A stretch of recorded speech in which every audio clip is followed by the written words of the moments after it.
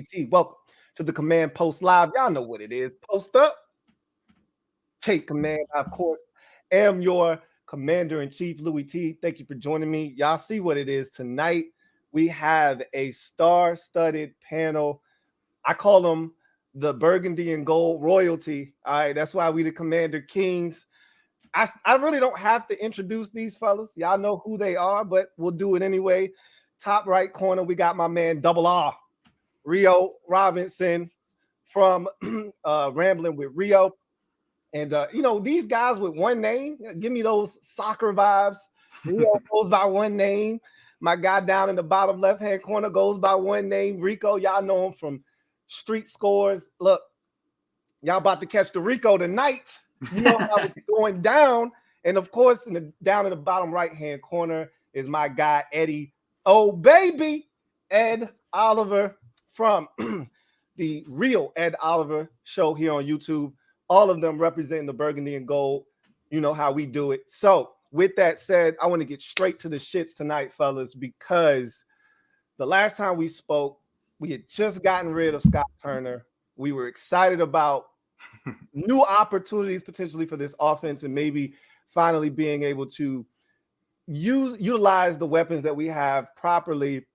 We didn't know who they were going to hire, right? So I want to talk about how you reacted to the news of us getting our hands on Eric Bieniemy. There were a lot of candidates that Washington interviewed. They held out, waited for Eric Bieniemy and the Chiefs to win the Super Bowl, interviewed him, brought him on board. You saw the excitement. We had like 12 players at his press conference. That's not normal for an offensive coordinator. When a new coach is hired, it's not uncommon to have players want to meet the new coach, things of that nature. This was an offensive coordinator. You had defensive dudes at this press conference too. This was a big deal. What was your reaction to the news of Washington getting Eric Bieniemy? We'll start with Rico. How did you react to the news of Washington getting Eric Bieniemy? We can't hear you. Are you on mute, big dog? You on mute. Let me see. My man muted out here. While he gets that together, go ahead, Rio, jump in. I'll take it from there until he gets his sound right. Technical difficulty. He must be on that Ashburn Commanders Park Wi-Fi right now. But I was now. Go ahead, Rico. You back up. Go ahead. We can hear you good. Yeah, we good. Okay, thank you, big dog. All right, so yeah, on the surface, I was just really excited about the fact that we got our guy. Mm-hmm. Like, you know, we always want somebody. We want one of the top names. We want one of the shiny toys. You know, like we hear that they may have been interested, but they preferred another destination. And so I really like the fact that Eric Bieniemy also chose us, and he acknowledged the fact that it is going to be a slight challenge. He's not going to have Travis Kelce. He's going to have Pat Mahomes, but he's enjoying this challenge to show that he can do things on his own, not under Andy Reid's shadow. So I'm really excited about his mission and the fact that he chose us, because there were other offensive coordinator opportunities out there, even with all of the chaos with Dan Snyder. Maybe even Rivera won't be here past this year. The fact that he chose us will be my number one thing. I love the fact that he chose us, and I think he sees the opportunity here. My thing has always been, you know, people talked about the lack of talent, which I don't think they're watching us if they feel like we don't have any talent. I think it's a challenge for him to come here and get this offense to be where we want it to be. But I love the fact that, like you said, he saw this opportunity as a springboard because of the talent that's here, not because of the lack of talent here. So, Rio, jump in. Oh yeah, man. First thing, last time we talked, it was right when Scott got fired. Yes, Lord, we used to pray for times like that. We knew it was coming with Scott Turner. And Ron went on. Last year, we had a world tour of asking around about quarterback. This year, it was the offensive coordinator world tour. So anybody who's ever drew a play up in the dirt, they got interviewed for the Washington job. We inquired far and wide. We even had guys like Jim Caldwell say, nah, I'm good, love, enjoy. I'm good, love, enjoy. And then it felt good to be chose by a very hot commodity. It's such an interesting situation because it's Eric Bieniemy, and while everybody wants a piece of what he could be apart from Andy Reid, I don't think he had too many options outside here. It felt like it was us or Baltimore for him. And then Baltimore made their OC move. So Ron was just filibustering until the Super Bowl was played so he could pull out the full red carpet. They didn't want no Zoom interview. They didn't want a pandemic style interview this guy. They rolled out the red carpet. They pulled the jet out. Redskins won, picked him up from the parade, wined and dined him, took the jet back to Cali to bring Jason Wright in, and they got their guy, and they gave him a press conference I've never seen for the hiring of a non-head coach. They gave him the new quarterback, new head coach, new GM treatment, and that says a lot about his situation here, and it raises a lot of questions. It makes my eyebrows go up, especially given that he got the assistant head coach title as well as offensive coordinator. Absolutely. That's a big point. Ed, finish us off. Yeah, I was shocked, man. After him winning the Super Bowl, two Super Bowls, him coming here, everybody was mad at Ron. When he was playing golf, they're like, "What are you doing? You should be interviewing guys." But he knew what he was doing. He's strategic with it. Got his guy Eric Bieniemy, so I was shocked, man, for him to come here. In his press conference, he said, "Why not Washington? Look at the weapons. Look at the guys they got on offense. Look at the guys they got on defense." So he really wanted to come here. Andy Reid put a good word in. Ron has a connection with Andy Reid, so it was a home run hire to go from Scott Turner to Eric Bieniemy. But honestly, Eric Bieniemy, he deserves a head coaching job. I'm happy that he got the associate head coach title, and this is a good opportunity for him. But I feel like he definitely should have got a head coaching job. So this could be a home run hire. I think he's going to get Gibby. He's going to make Gibby better. He's going to make B-Rob better. He's going to make Sam Howell better. He's going to make the offensive line better. Already looking for a new offensive line coach. So he's already making changes. And Ron already said he's getting guys up at 7 a.m. already, getting the coaches in. So he's a detail-oriented coach coming in, bringing a new culture. So I'm excited for Eric Bieniemy. And you brought up a great point, actually perfect segue to the next question I was going to put to the panel. Who do you think benefits the most from Eric Bieniemy's presence here? I want to start with you since you brought it up, Ed. Who benefits the most from his arrival here offensively or maybe defensively? I'm going to say B-Rob on the offense because Adrian Peterson said great things about him. Jamal Charles has said great things about him. Isaiah Pacheco has said great things about him. All the running backs, everybody except for maybe Shady McCoy, said good things about Eric Bieniemy. But yeah, I think all the running backs are going to benefit, man. Gibson, I think he's going to make Gibby better, get his, help him with his vision, explosiveness. Same thing with B-Rob. He's got two really good backs, man. And I know we're probably going to draft another running back, but maybe Jared Patterson, John Williams. Guys talk about how detail oriented he is, and he's coached a guy like Adrian Peterson. Yeah, he's tough on guys, but AD all day, Adrian Peterson, he loved the detail oriented way of Eric Bieniemy and how tough he was on guys. So I think we got guys that want to be coached, like Gibby and B-Rob. They're all tough guys, and I think he's definitely going to help Sam out. But I think the running backs and the running game really, really are going to benefit from a guy like Eric. Eric Bieniemy was a running back, Colorado. Running back in the league for years, special teams guys. So I think all those guys are going to get better from Eric Bieniemy. And to your point, he was a running backs coach for a number of years at different spots. And you saw the interaction with him and Terry. Terry said, "We want to be coached harder. I want to be coached hard." So I think there's this sense that, hey, we just need to push a little bit more. We need somebody to come in here and push a few buttons. And maybe Eric Bieniemy's that guy. Rio, who benefits the most from the arrival of Eric Bieniemy? I think the running backs was a good answer by Ed, and I feel like the easy answer is to say Sam Howell, the quarterback, but I'm going to go with Ron Rivera as the person that benefits the most from Eric Bieniemy being here, because I think he alleviates and takes a lot of stress and headaches away from Ron, and more than just the football aspect. EB immediately becomes the most charismatic guy on that coaching staff. No one wants to hear from Jack Del Rio, and Ron and Mayhew managed to always miscommunicate or gaff up press conferences. EB is the guy they probably put front and center for a lot of situations here.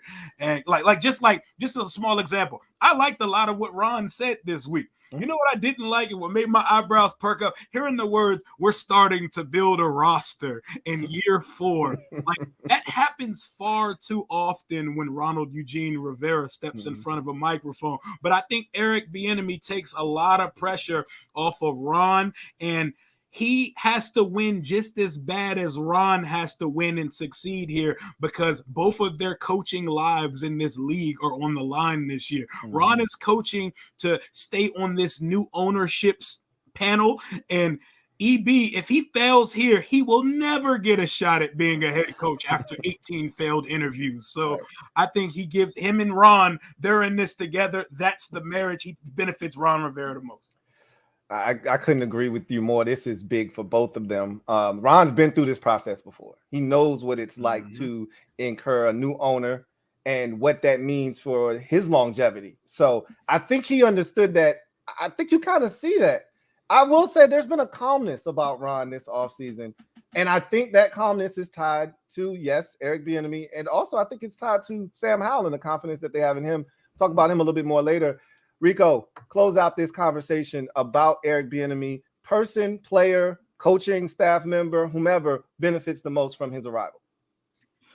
I want to go with the answer of the least utilized guys last year, the most underutilized guys. I think Curtis Samuel, especially coming up on a contract year, Antonio Gibson. I think they're going to shine in this new offense to Eric Bieniemy that's probably going to build it around them. Of course, without Travis Kelce, it's only one ball to go around, and we have a lot of weapons. But without the offense being funneled through a Travis Kelce, is going to have to be split up amongst those guys. And I think B-Rob is still going to be utilized more than some people think. Some people think because we brought in Eric Bieniemy that loves the Clyde Edwards-Helaire's and the receiving backs, he's not going to be able to tote the rock. But I think Brian Robinson will still be utilized. But I think Antonio Gibson, with his special skill set, a mismatch for anybody out there. Curtis Samuel is a huge mismatch, and I think we'll finally use him in the passing game as well. I think they're going to benefit the most. And even my guy, Armani Rogers, I mean, I'm not saying he's going to be anywhere near Travis Kelce. I'm not even saying he's going to be a great starter. But I think he'll be able to throw some things off here and there with some misdirection, getting him involved. I mean, we saw him getting open his first preseason game of his college career after just moving to tight end for the first time in his life just a couple of months ago against the Carolina Panthers, getting open against starting level corners.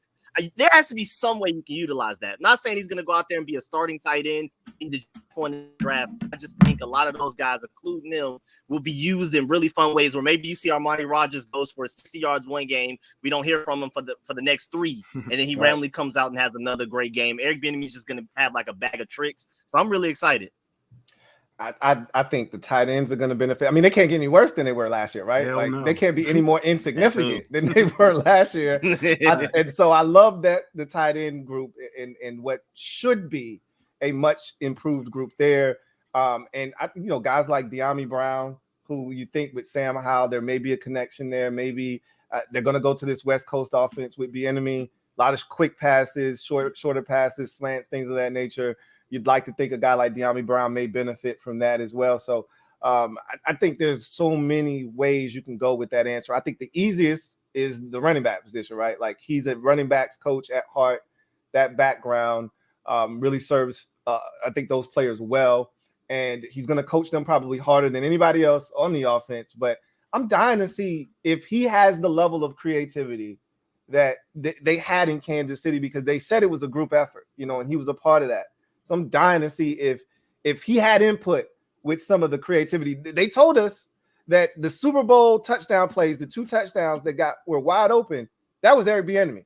He saw it on film. He said, as a matter of fact, he saw some of the motion that we did against Philadelphia and how they reacted to it and knew that they could run those plays and have guys get open. So I'm hoping he brings a little bit of that here to Washington. So now after Eric Bieniemy, the next big domino was free agency and what we were going to do in free agency. I think a lot of us felt like going into free agency, we needed to attack the offensive line aggressively. I knew they were going to do that. I told anybody that would listen, I guarantee you the first day of tampering, we're going to be in on some offensive linemen. We're not going to be sitting waiting around, because they know that in order for this offense, Sam Howell, and all of this stuff to work, we got to get better up front. So I expected them to be aggressive. They were, but I thought they would be aggressive in some other areas too, i.e. linebacker. I did not expect them to settle the way that they did. How do you guys feel about the moves that were made in free agency? We'll start with you, Rio. How do you feel about the moves made in free agency? I feel like I'm cool with – I like the activity.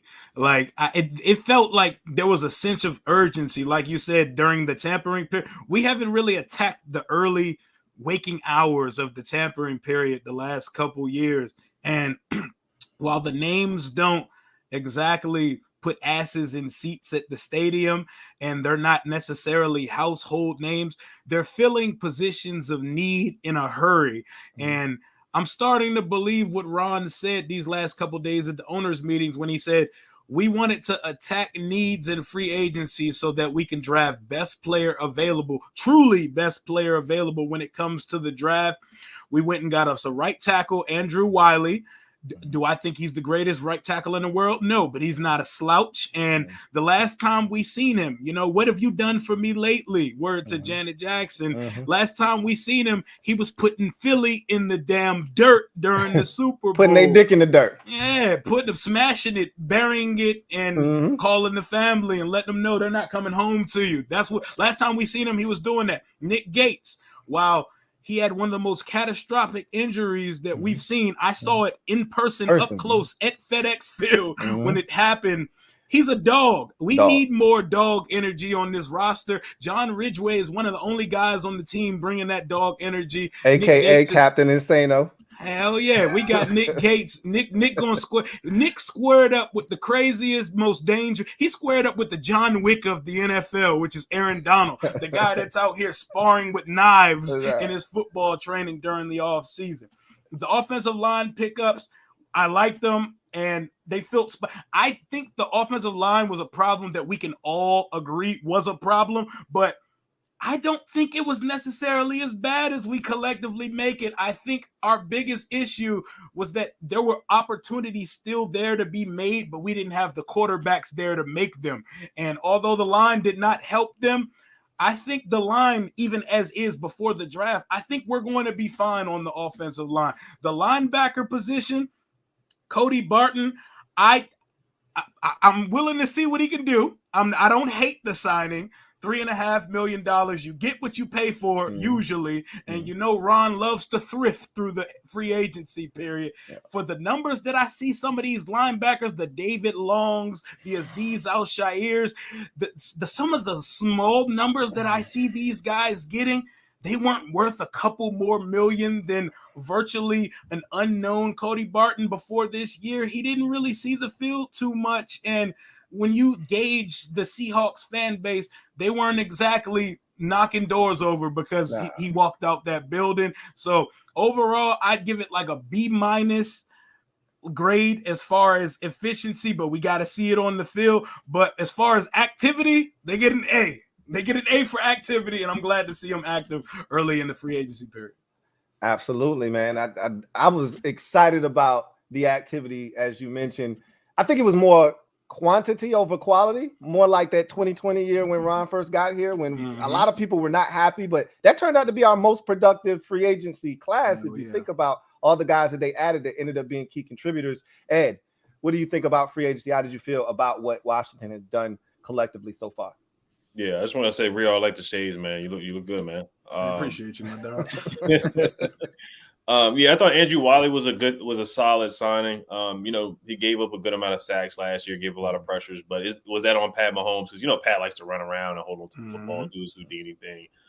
He's top 10 in pass rush and win rate, and the Eric Bieniemy connection. So I think that was a solid signing. Nick Gates, the terrible injury, he played 10 games last year, so there's reports saying that he's coming in to play center. So is he competing with Chase Rouillet? Honestly, I think they need to do something with Chase Rouillet's contract or maybe move on from him. He hasn't played in the last 2 years. So is Nick Gates going to come in and start at center, or is he going to just be that positional flex guy like Wes Schweitzer? Cam Dantzler, I think that was a solid pickup. I thought he had a really good rookie season. The past 2 years have been okay, and then he fell out of favor, new coaching staff in Minnesota. Then he moved on from him. I thought he was a solid depth pickup. Cody Barton, we'll see. Had his first starting season last year. Had a solid year. A lot of people saying that he's good in coverage, so we'll see. Basically, the Cole Holcomb replacement at middle linebacker, $3 million. So he fit the bill of what Ron Rivera was looking for. Marcus Kemp, special teams guy. Trying to think who else did we sign. Trenton Brown. Yeah. So it's a lot of bargain bin shop. You guys that you you don't really remember. Abdullah from the Falcons, I think he's a solid rotational pickup. Like you said, Trent Brown from the Steelers. So all solid moves, no real needle movers, but just solid depth guys. Like you said, the 2020 free agency, where it worked out with Ronald Darby, worked out with Logan Thomas, worked out with Jaden McKissick. So the gripe that I have, of course, is the linebacker position. But I understand him and Jack Del Rio, they only really put 2 linebackers out there. They love the 3 safety sets, the Buffalo nickel. They didn't really get a slot corner. You brought in Anthony Walker Jr. in for a cup of tea. You let him walk out the building. You penny pinched him. You probably lowballed him. Probably tried to pay him bare minimum amount of money. You let him walk out the building. That could have been good depth. Drew Tranquil, you probably lowballed him. There was interest in him. They probably tried to pay him pennies. He went somewhere else.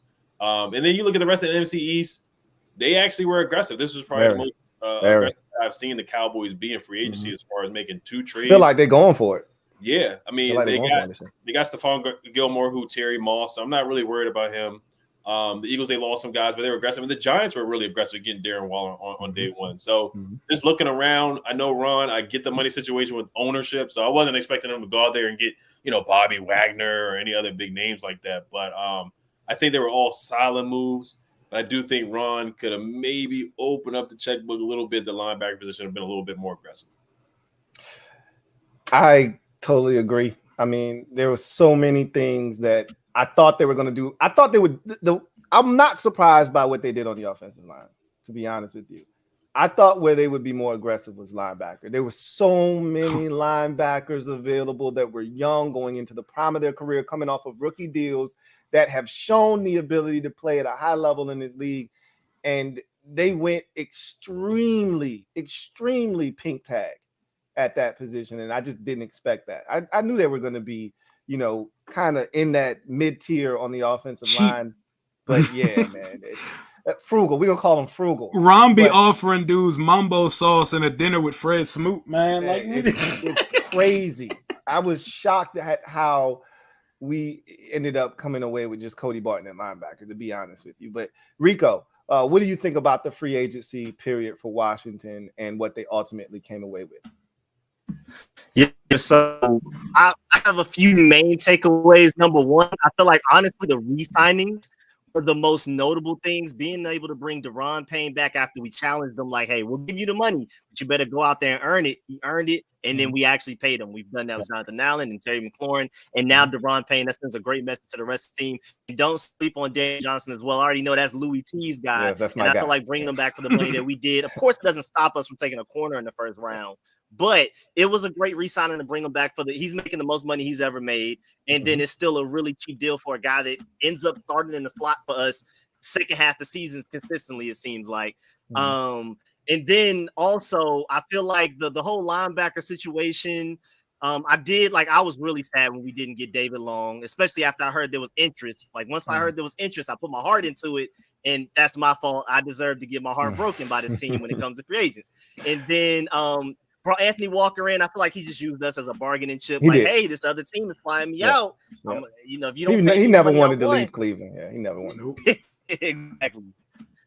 So I wish they would have been more aggressive, but at the same time, I think they're going in with the philosophy of have the best defensive line in football. Secondary is getting better and better by the game as long as Cameron McCurl is healthy, and we're probably going to go secondary early in the draft, first 2 rounds. And I think they just think, as long as we have athletic guys in the linebacker group, Malik Hudson improving, Jamin Davis improving, Cody Barton, last time we saw him, looked pretty good as the season went on for the Seahawks. I think they're thinking as long as guys can fly and cover, we should be straight, and the defensive line should make up for their weaknesses. And then that takes me to another point. Rio alluded to it, that you could tell we just went off of what was the last thing we saw them do. Andrew Wiley at right tackle for the Chiefs in that Super Bowl.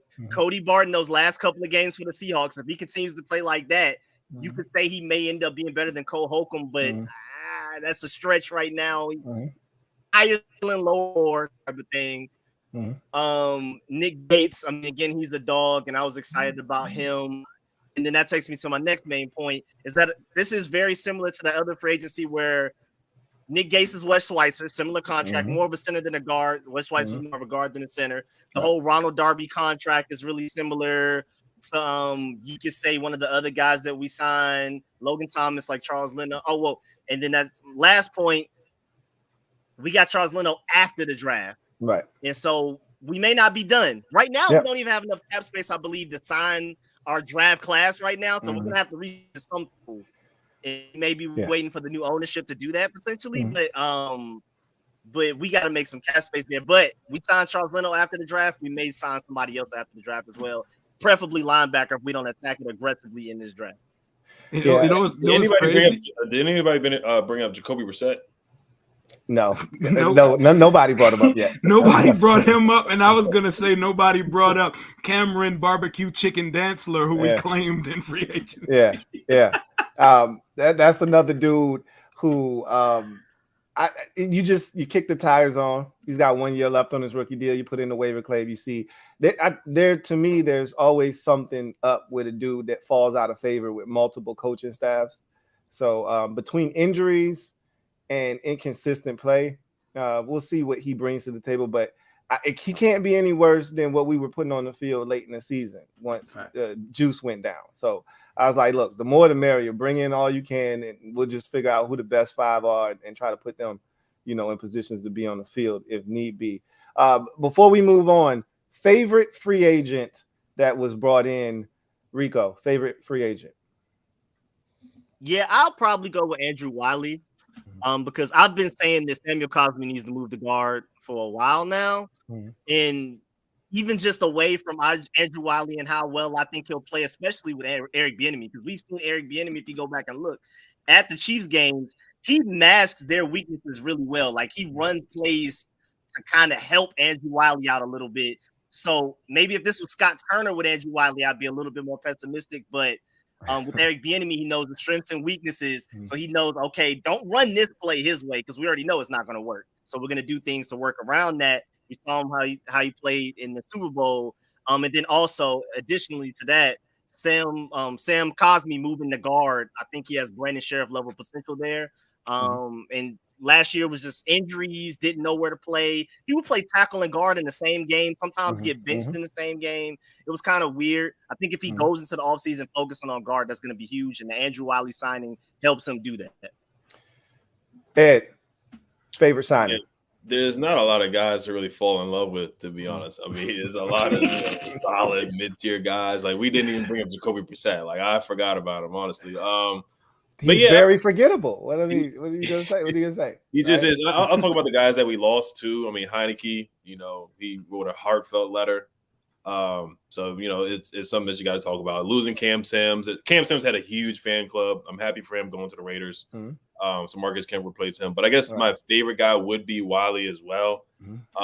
Just he's going to echo what Bieniemy wants. He's a solid guy, veteran.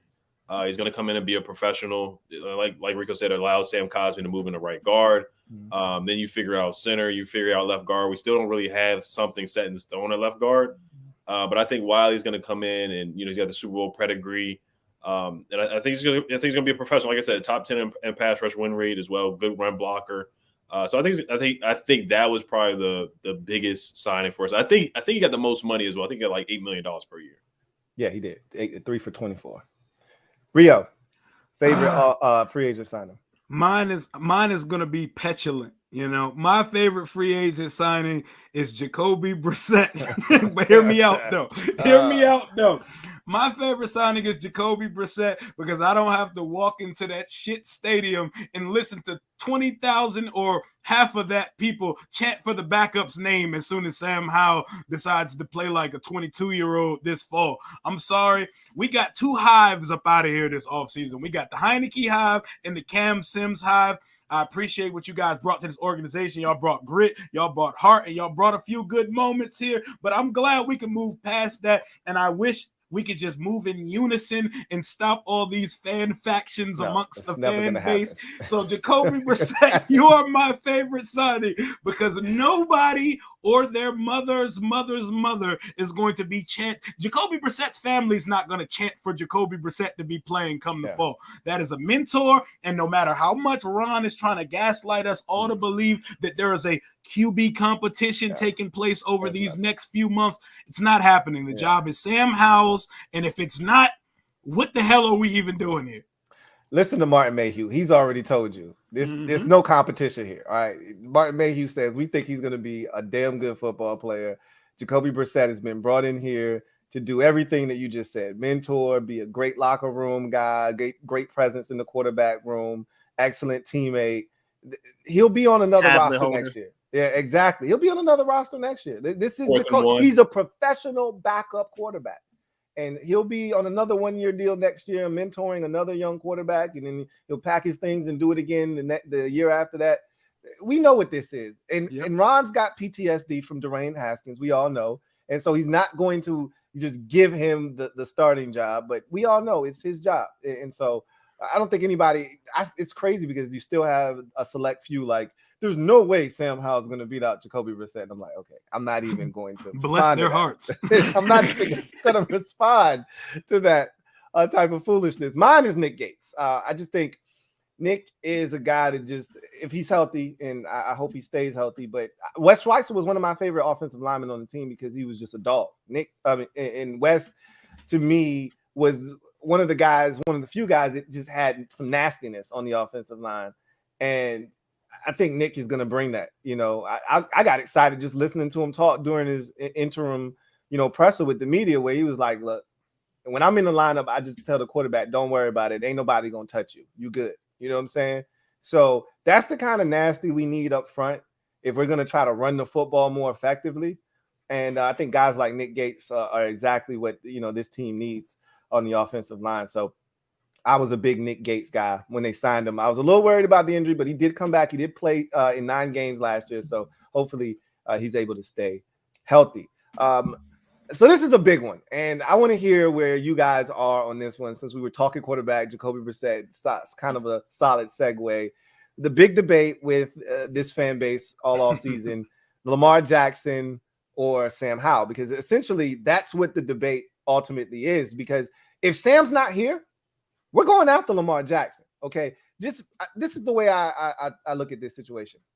If you were to put Lamar Jackson's situation in last offseason, he's a Washington Commander. We were so desperate for quarterback that they would have forked over 2 first-round picks easily and put a contract in front of him. And Baltimore might have matched, right? Baltimore probably – I think they ultimately will match whatever someone signs them to.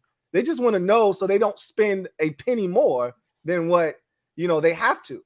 So we would have put an offer sheet in front of them, if this were last offseason. But because there's Sam Howell, there is this belief in him.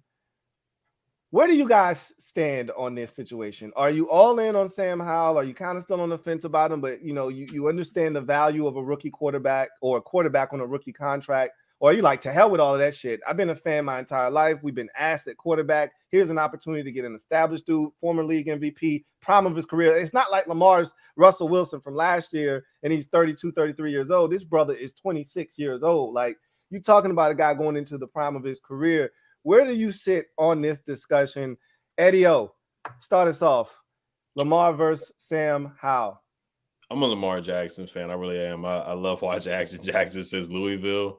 I live in Baltimore, so I know how the city is, and I know how dry it was when Flacco was the quarterback. Then Lamar changed. He basically changed the city. He really has. But I know that was 3 years ago when he was an MVP. I get it. The injuries. He played 12 games last year. He played 12 games the year before, but he's 46-10 as a starter. If he comes here, he's never had a receiving core with Terry, Jahan, and Curtis. The best receiver he's probably had was Rashad Bateman. He's played with like Duvernay and guys you can't really name at all. And, Mark Andrews, those are his best receivers, really. Mark Andrews, his tight ends. So this and imagine him with Brian Robinson and Antonio Gibson. That offense would be nasty with Lamar. It would be an automatic 10 wins if he came here. I get the money, I get the contract, guaranteed money. So that's why teams are fearing him. But when you listen to they just gave Deshaun Watson such a big deal. And then you listen to owners talk about why they don't want to pay Lamar Jackson. And, you see Deshaun Watson sat out a whole year. He still got that guaranteed money. Russell Wilson got, 3 firsts? So you would give up 2 firsts and you have to pay him. But I get the conservative approach with Ron. You don't know what's going to happen with the owner. So you don't want to give him that money. Why are the Ravens not giving him the money? So I get both sides of it. But look, I mean, Lamar Jackson would be the best quarterback that we've had since Joe Theismann, Ripien, Ever. really RG3 that one year. He would bring electricity. See, and a lot of fans are saying no right now. But I feel like when they see Lamar Jackson come in and run down the field for 50 yards, and they're gonna be like, "Oh, okay, I see why we got that guy." It's kind of like with Clinton Portis. You can argue the Champ Bailey Clinton Portis trade. And I went to that Tampa Bay game when you saw the first play, Clinton Portis ran for a 50-yard touchdown. It was like a 64-yard touchdown against 64 yards. Yeah.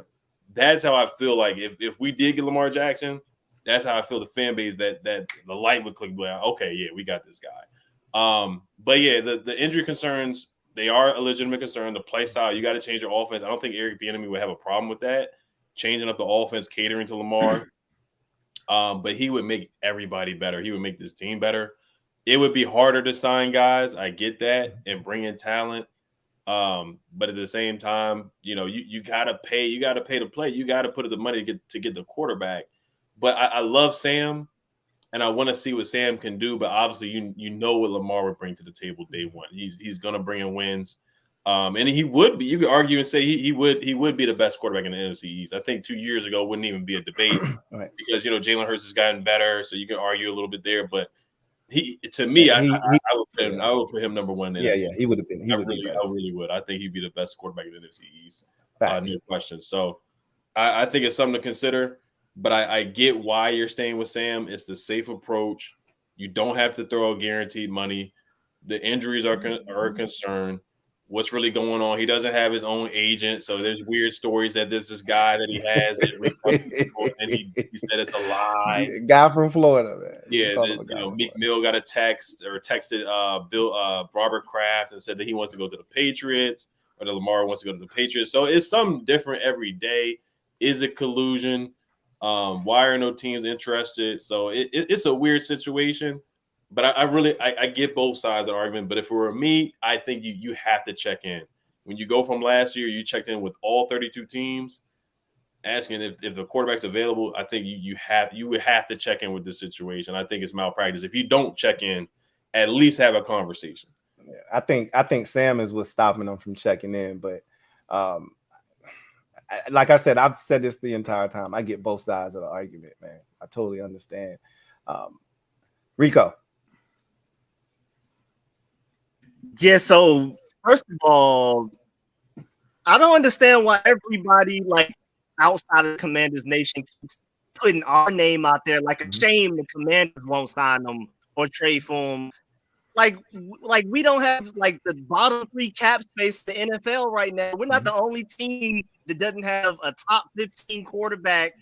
That I just don't know why everybody keeps picking on us. Like why it has to be us to get them. But yeah, because of Sam Howell. It's because of Sam Howell that you go into the season with a guy that is unproven. Everybody looks at his draft status. Oh, he's a 5th round pick. He's got to be ass.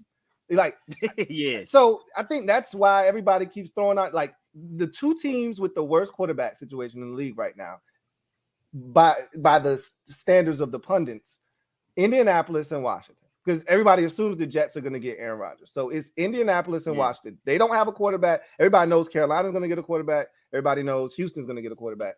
Indy's not guaranteed to get a damn thing. So everybody's looking at Indy. Everybody's looking at Washington like, hey, y'all need to do something. And because we was the thirstiest. We was the thirstiest last year, too. That's why they penciling us there. We slid in every team's DM. We slid in the Chiefs' DMs about Mahomes. So we was itching like a crackhead to get a quarterback last year. And they're confused as to how the season showed us that we still don't have one and we're not in the conversation for it. So I get why the national lazy takes that just link us to Lamar automatically. Go ahead, Rico. Yeah, man, we just been getting picked on, but I would also put the Falcons in there as well. But yeah, I agree with y'all. Yeah, absolutely. But of course, I agree with Oliver. He makes our team immediate 10-11 wins floor, especially healthy. I mean, the team is crazy, but the problem is again just cap space. I mean, of course, you could try to maneuver some things. You saw even the Cowboys finesse Dak contract to where it's barely taking up money this year, but they're gonna pay him $50 million next year. Maybe you can try to do that, but once you get Lamar Jackson, the roster is done. It's at a standstill, and if anything, we're debating about Montez Sweat or Chase Young. You're talking about both of them being gone. You're talking about talking about possibly not being able to bring back Cameron Curl. Again, there's ways to finesse it, but he's coming in eating up a huge amount of money. And again, right now, before we restructure Chase Ollier, whatever we may do with Logan Thomas, all of these guys, we are struggling to even pay our draft class right now. So I would love to have him because, I mean, I would argue he would be the best quarterback we've ever had. I would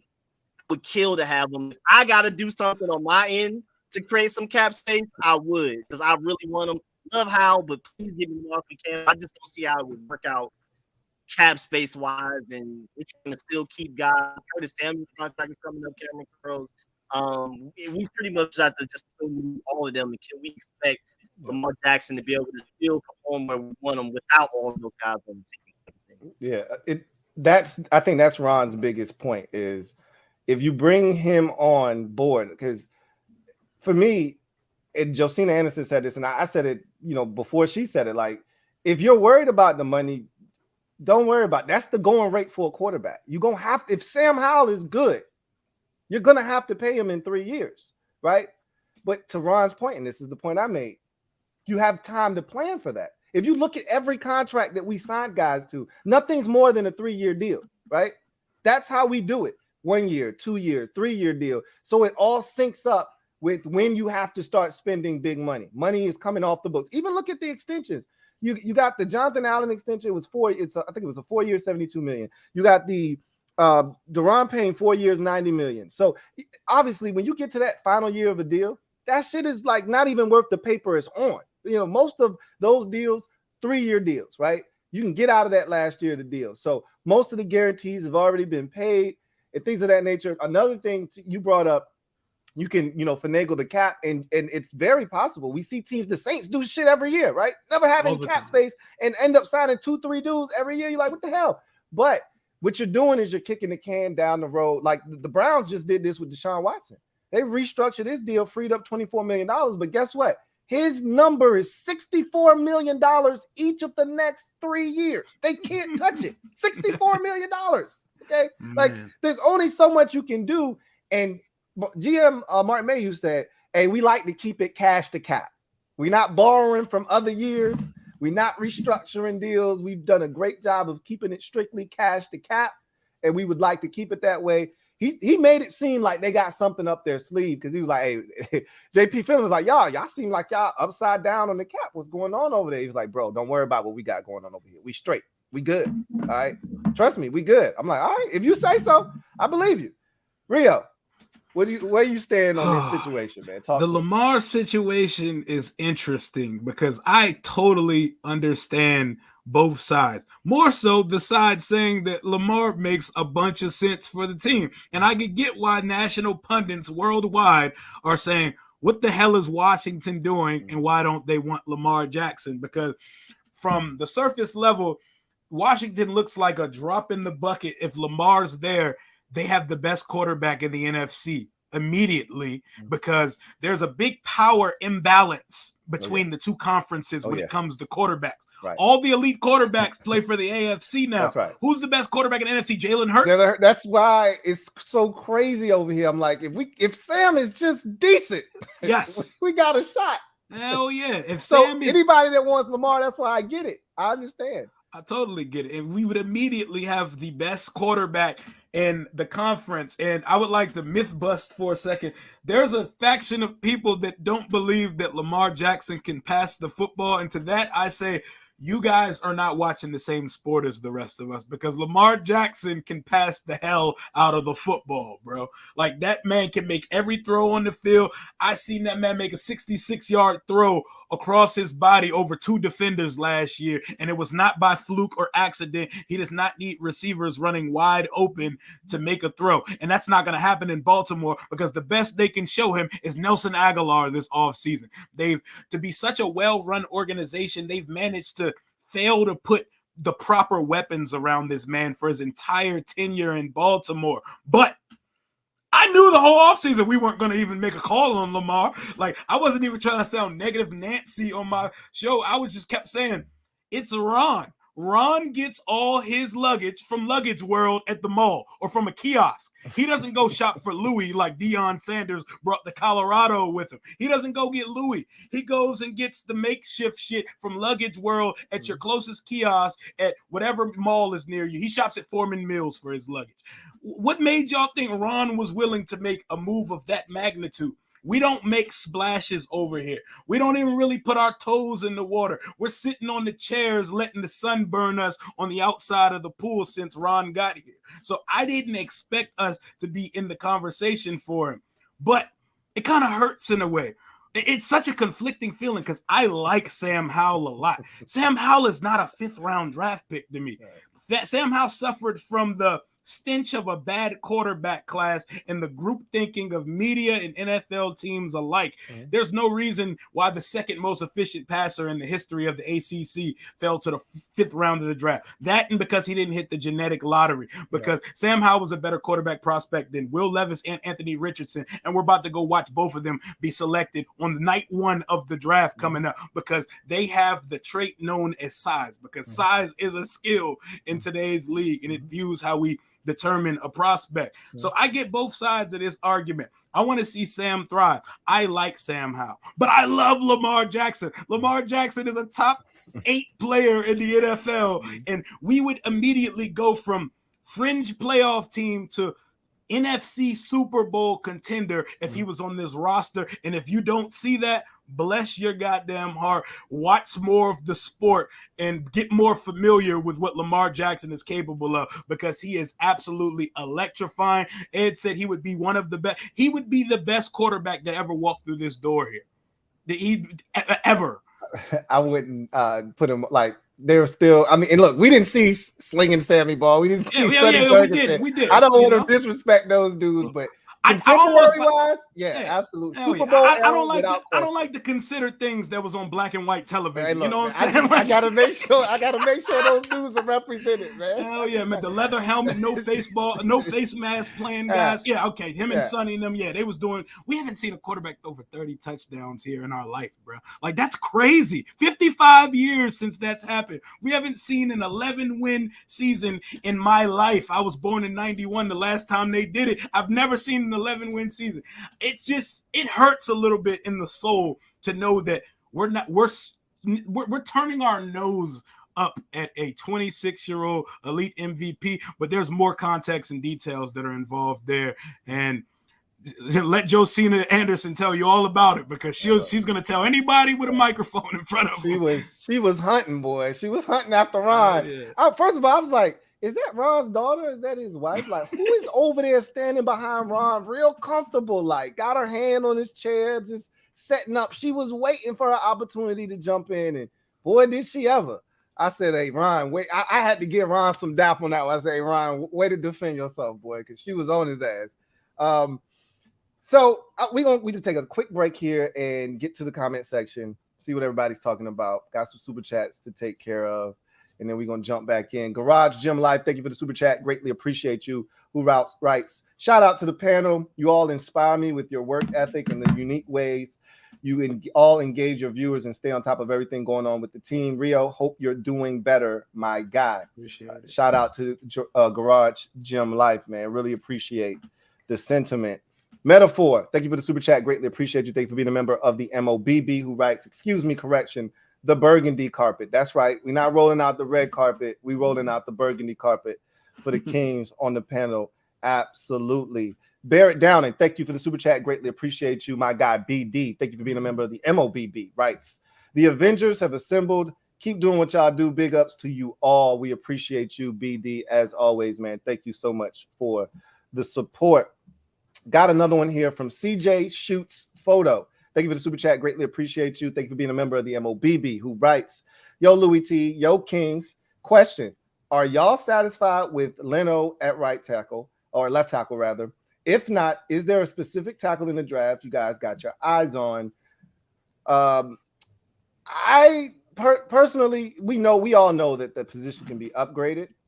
But I don't know if this is the draft necessarily to do. This isn't the greatest tackle draft, to be honest with you. But that doesn't mean because there's not one that you necessarily go Google Gaga over in the first round doesn't mean you can't find a guy to replace him. Ultimately, he's not the left tackle of the future, but I think they're comfortable with him for at least one more year.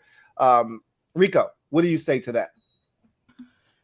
I think he's comfortable at left tackle. I mean, of course, when you go against Nick Bosa, bad things are going to happen occasionally, you know. But, you know, he's generally consistent. And if you really want to focus on other position groups, you can be fine with what we have currently. I think we could find a way to sneak like a Darnell Wright later in the first round, maybe if we want to trade back or something like that. I think he could be one of those really good talents with a lot of potential. His problem is just that he plays to his level of competition. He locked up Will Anderson, but then goes against some random college edge rusher and then just like lets them walk right around him and things like that. So he's kind of weird like that. You can get him to focus. I think he could be like a franchise tackle. But again, back to my point, I think Charles Leno is straight. And I think if anything with the gel for if they get healthy here and Eric Bieniemy again, you know, really underrated thing about him is that he knows his weaknesses and strengths of his offensive linemen, and he's going to do what he can to put them in the best situations for them to be successful. So, if anything, I can expect a better year out of Charles Leno, even though it's not going to be elite. It's not going to be Pro Bowl, but I think it'll be all right so we can focus on other things that are more important. The biggest problem with him is, and that's any tackle in the league, is all it takes is one F up, right? You can have 70 offensive snaps, 69 of them can go perfectly, and then one snap you mess up and you put on blast. And it seemed like that happened to him a lot. He was pretty solid, but it's the Giants, the second Giants game against Kayvon Thibodeau where he got his ass reamed. It's the inability to block Josh Sweat of the Philadelphia Eagles, and it's the Lions game. Like, those are the three that stick out like a sore thumb. He gives up the sack for his fumble. Some of that was on Carson Wentz for the drop. Some of that's on Scott Turner. Why the hell are you calling a shotgun pass, you know, backed up on your own 1 yard line? But at the end of the day, I think they're going to, you know, roll with Leno. I don't think anybody's necessarily content. What did Eric Bieniemy say? Is it comfort is the enemy of progress? Yeah, I'm not comfortable with his ass, okay? But I think they're going to roll with him. Rio, what says you? I think we're going to roll with Charles Leno. I think he's super mid, but he's serviceable enough. I think we could do much better. I like my left tackle. We were spoiled for so many years and didn't realize how great we had it with Trent Williams. We literally had the most athletic left tackle in the league, a dude that gets down the field on screen passes 40 yards and he's putting dudes on their ass and in the dirt 30, 40 yards down the field. I'm so used to that seeing how slow Leno is out of his drop, but that's what's to be expected. I mean, this is an undrafted guy that is out here overachieving here starting at left tackle, but he'll get the job done for now because Ron is much higher on Charles Leno than the fan base is. And seeing him get his ass whooped by Kayvon Thibodeau and that being the reason that we pretty much lost the second Giants game, the one on Sunday Night Football, that game gave me nightmares, and it made me think as these edge rushers get younger, Charles Leno is getting older, and we may need to get an athlete there. I think the only two guys I'd want us taking early, though, are Broderick Jones out of Georgia or Paris Johnson Jr., and I don't think Johnson Jr. is going to make it to 16 or even close to it. And I mean, there's not a lot of premier tackles, so you know one or two of them are going to go early. That's just the nature of the position. What you going to say, Rico? And I wanted to add to the Trent Williams part because we had Chris Samuels before that. I was going to say that. Played till 2009, and then Trent Williams came in 2010. So, yeah, we have been spoiled at the left tackle position for some time. Yeah, I was just going to say the same thing. Like, if you've been a fan long enough, then you know we were super spoiled at left tackle because it was Samuels from 2000 to 2009, and then it was Trent Williams until essentially 2018. And so it's super frustrating to have, you know, this kind of drop off at the position. But I mean, it is what it is at this point. At some point, they're going to have to address it. Ed, finish us off. Yeah. Charles Reno, or a.k.a. Charles Leno, and I mean he won Walter Payton Man of the Year. I don't know if he won it or not. Yeah, but he's a nice the nomination. guy, all that. Yeah, Dak won it. He's basically the Morgan Moses of the team right now. He's not great, not terrible. He's basically mid. He's right there. But yeah, I mean he gave some big sacks, man. Like Kayvon Thibodeau did get the best of him. Aiden Hutchinson got the best of him in the beginning of the year too. Of course, Nick Bosa is going to get the best of you, but he's a serviceable guy. But they definitely need to upgrade after the season for sure. And that's what concerns me about this offensive line too, man. Him at left tackle, we don't have a left guard. So there's still some upgrades that definitely need to be made on this offensive line. But yeah, as far as the draft, I mean, you guys brought up, Broderick Jones, Paris Johnson. I do like Skoronski out of Northwestern, but he might be a guard. He's more of a guard, yeah. Yeah, so he might fall a little bit. So I wouldn't mind getting him at 16 and maybe put him at left guard to fill in that left guard spot. But yeah, Leno, I mean, I just look at him at Morgan Moses. There's going to be some games where he gives us some big sacks and some bad plays, but he's a serviceable guy. I mean, he's the guy that let Ryan Fitzpatrick got hurt too on the first play of the game, or second or third play. That's right. That's right. That was on him. Absolutely. Yeah, it was on him. So I mean, he's serviceable at best, and I do think if they can upgrade some way somehow soon, I wouldn't mind it at all. But I get it. I think he stays healthy too. That's one big thing. Morgan Moses, Morgan Moses is always healthy. You look at his stats; he probably played all 16 games every year. So that's just the way I look at him. And it helps that he's a leader. Patrick played for us, yeah, he's a leader. Yeah.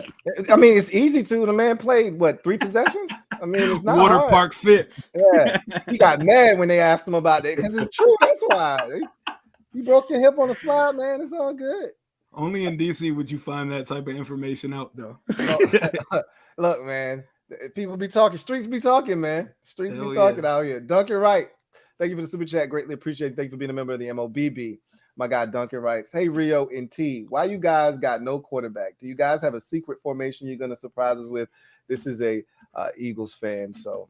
Yeah, I know. My guy Duncan. Yeah, I mean, we beat y'all with no quarterback in y'all home turf last year, man. 11-point underdogs and beat you by 11, man. Understand what's going on here. That was your worst loss of the season, right? Pretty sure it was. Yes, Pretty sir. sure it was. Commander Joe 21, thank you for the super chat. Greatly appreciate you. Who writes, y'all the truth. Chris Paul breakout season. What do you think? Hashtag HTTC for life. Chris Paul. Ron brought him up unsolicited as a guy that could potentially compete for the starting left guard position. I was glad of the guy he omitted from the conversation, who is still on the roster, who I would actually like to not be on the roster, and Andrew Norwell, but he left him out of that conversation for a reason, because he's not going to be starting at left guard for us next year, which is a blessing. But he did bring up Chris Paul and Sadiq Charles. I had some jokes about Sadiq Charles earlier this offseason. Maybe I'll have to walk those back. We'll see. I don't think I will either. I don't think I will either, but we will see. Sadiq's a guy that works hard, always at the facility, so we'll see if it pays off for him. Chris Paul, what do y'all think about him? I mean, just like Sam Hall, small sample size, really only one game. What do you think? I'll start with Ed. Well, yeah, he got the start in the Cowboys game, if I'm not mistaken. I thought he held his own. I thought he did a good job. Sadiq Charles will probably be a good depth guy. That's one guy that has not been able to stay healthy at all. So I'm intrigued with him. I mean, Norwell, I think they need to come to him and probably release him too. It's not going to free up a lot of cap, but I think that's a guy they need to move on from. Right. But yeah, Chris Paul, I mean, like I said, he played good in that Cowboys game, showed some potential there. I just feel like they're going to draft. I feel like they're going to try to draft a guard or sign a guard, because left guard, I mean, Nick Gates, he can play guard too. So I don't know if Chris Paul is going to start, but I think he has the potential to come in there and play. Rio.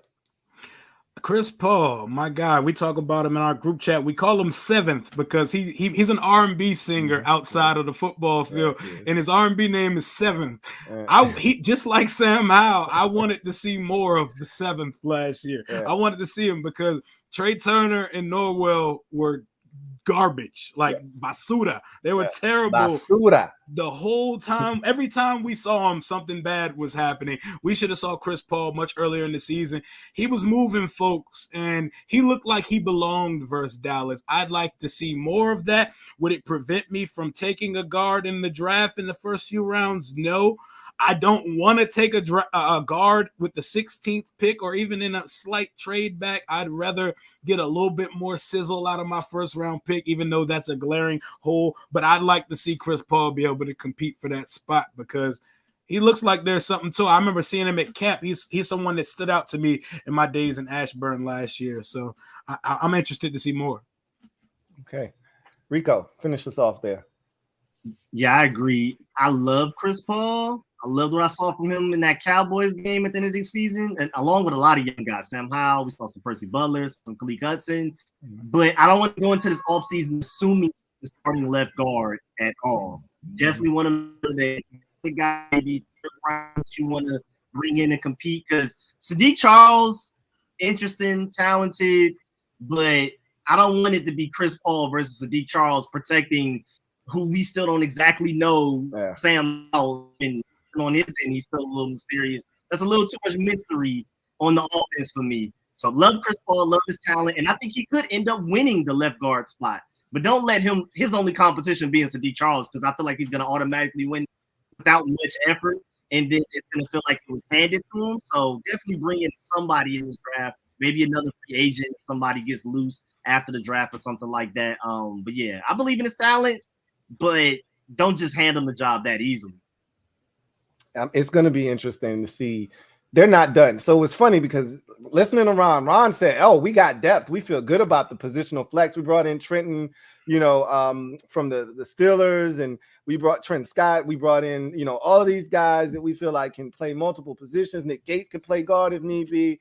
And Martin Mayhew was like, we don't have enough depth on the offensive line. We could put 5 starters out there, but we don't have enough depth. So he was saying, and remember, if you watched the draft video last year, he wanted to take Kenyon Green last year at 11, right?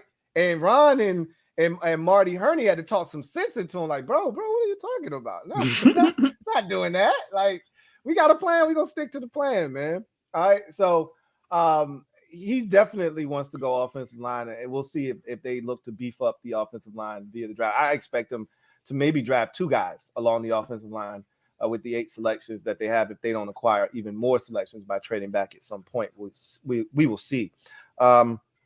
Let's get to another one. LT, thank you for the super chat. Greatly appreciate you. Who writes, hurts too much to admit Jalen is a top 7 quarterback. Look, if he's good, he's good. It's a lot of good quarterbacks still in the league. There's just none in the NFC. They're all in the AFC. But if you sit down and make a list, this is my thing with quarterbacks. I need to see it for more than just 1 year, right? Because Robert Griffin III was phenomenal in 1 year, and I don't think Jalen Hurts is Robert Griffin III, not by any stretch of the imagination. He's got his head on his shoulders, and he's got a really good team around him, and he's a different dude. But we've seen guys come in and do it for a year. I want to see him do it again before I crown him. But after watching what he did last year for most of the year, and then what he did in the Super Bowl, it's hard to deny him.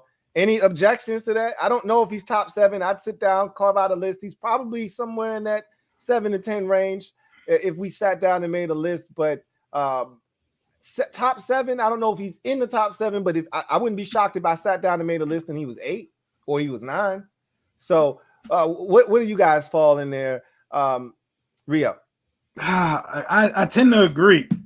He's easily the best quarterback in the NFC right now, but that's not really saying much. No, not at all. It's not really saying much, like 2 or 3 of the guys from the class that they're calling the worst quarterback class ever are going to be starting this year from the conference. Purdy, Sam Howell, and Desmond Ridder. Like, there's not much in the NFL.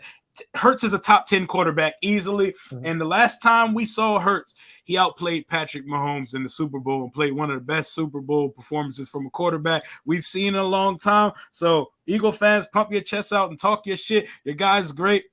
He's not a top 5 quarterback in this league because all of them reside in the AFC though. So we're gonna call a spade a spade. He ain't that yet. Yeah, not quite yet. Ed, anything to add? He's definitely top 10. I was impressed with Jalen, man. He had a heck of a Super Bowl. He had a good year, man. Yeah, we beat him, but yeah, AJ Brown and Devontae Smith, and they definitely helped him improve as a quarterback. That they did a great job getting talent around him. Dallas Goedert, and the system they run for him, they cater to his talent, and they run an offense that suits him very, very well. So I got to give credit to the Eagles organization for that as well to develop him. But yeah, he's definitely a top 10 quarterback for sure. Top 7. I got to look at a list. But yeah, he played well, man. I got to give him his credit. I hate that we're going to be playing against them for the next couple of years. And he's starting to get away from just being, the running back stereotype for him or the joke. He's starting to get away from that for sure. Like he's throwing the football downfield. His touch, his accuracy's gotten way better. So I've been impressed by Jalen Hurts. I can't hate on him at all. Yeah. Look, at the end of the day, if he's good, he's good. And I'm gonna give people the credit when it's due. If he's good, he's good. He's right now, like Rio said, he's the best quarterback in the NFC. I mean, you sit down and you look at all the quarterbacks. What are you talking about? Kirk Cousins, Dak Prescott. Yeah, right. Like he's the best that this conference has to offer. But the AFC is loaded, and I think you'd find 6, probably 7 guys before him in that conference alone. Then you would get to him. But he's in that conversation for sure. What says you, Rico? Yeah, I agree. Definitely top 10. I agree with you. Like, I got to see it for longer than a season. And then if we're talking about touch and accuracy, I got to see it longer than just that Super Bowl game because that was the best version of Jalen Hurts ever. Best. Like between college, NFL, any game I've ever seen him play in. Exactly. That was beautiful.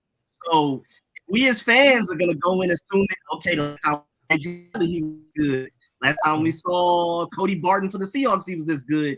We got to pretty much do the same thing with Jalen Hurts. But, I mean, to be realistic, I'm not expecting him to play like that all the time. But if he can do that relatively often, he's dangerous. Definitely top 10. We can argue top 5. Yeah. I mean, I'd listen to the argument, but I think he's outside of that right now. But, yeah, damn good. Commander Joe 21, thank you for the super chat. Greatly appreciate you. Double up. Thank you for doubling up. Who writes? I think we made a huge mistake losing Holcomb. What do y'all think? Hashtag NHO, hashtag 14. I mean, it remains to be seen.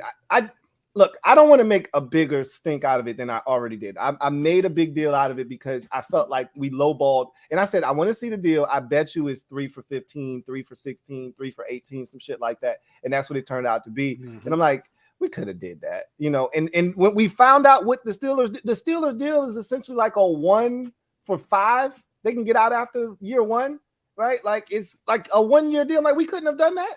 We couldn't have signed them to a 1-year deal or a 3-year deal with an out after the first year. And again, I've talked about this with players. It becomes a matter of principle.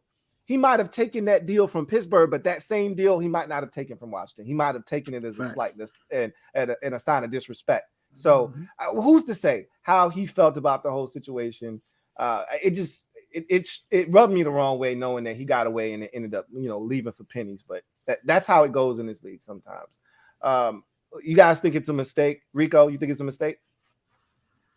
Not necessarily a mistake. Because, I mean, I'm higher on Cole Holcomb than most. But again, I feel like the strategy is to have the best defensive line, an improving secondary, very athletic secondary. The communication starting to get better, especially when Cameron Curl's out there.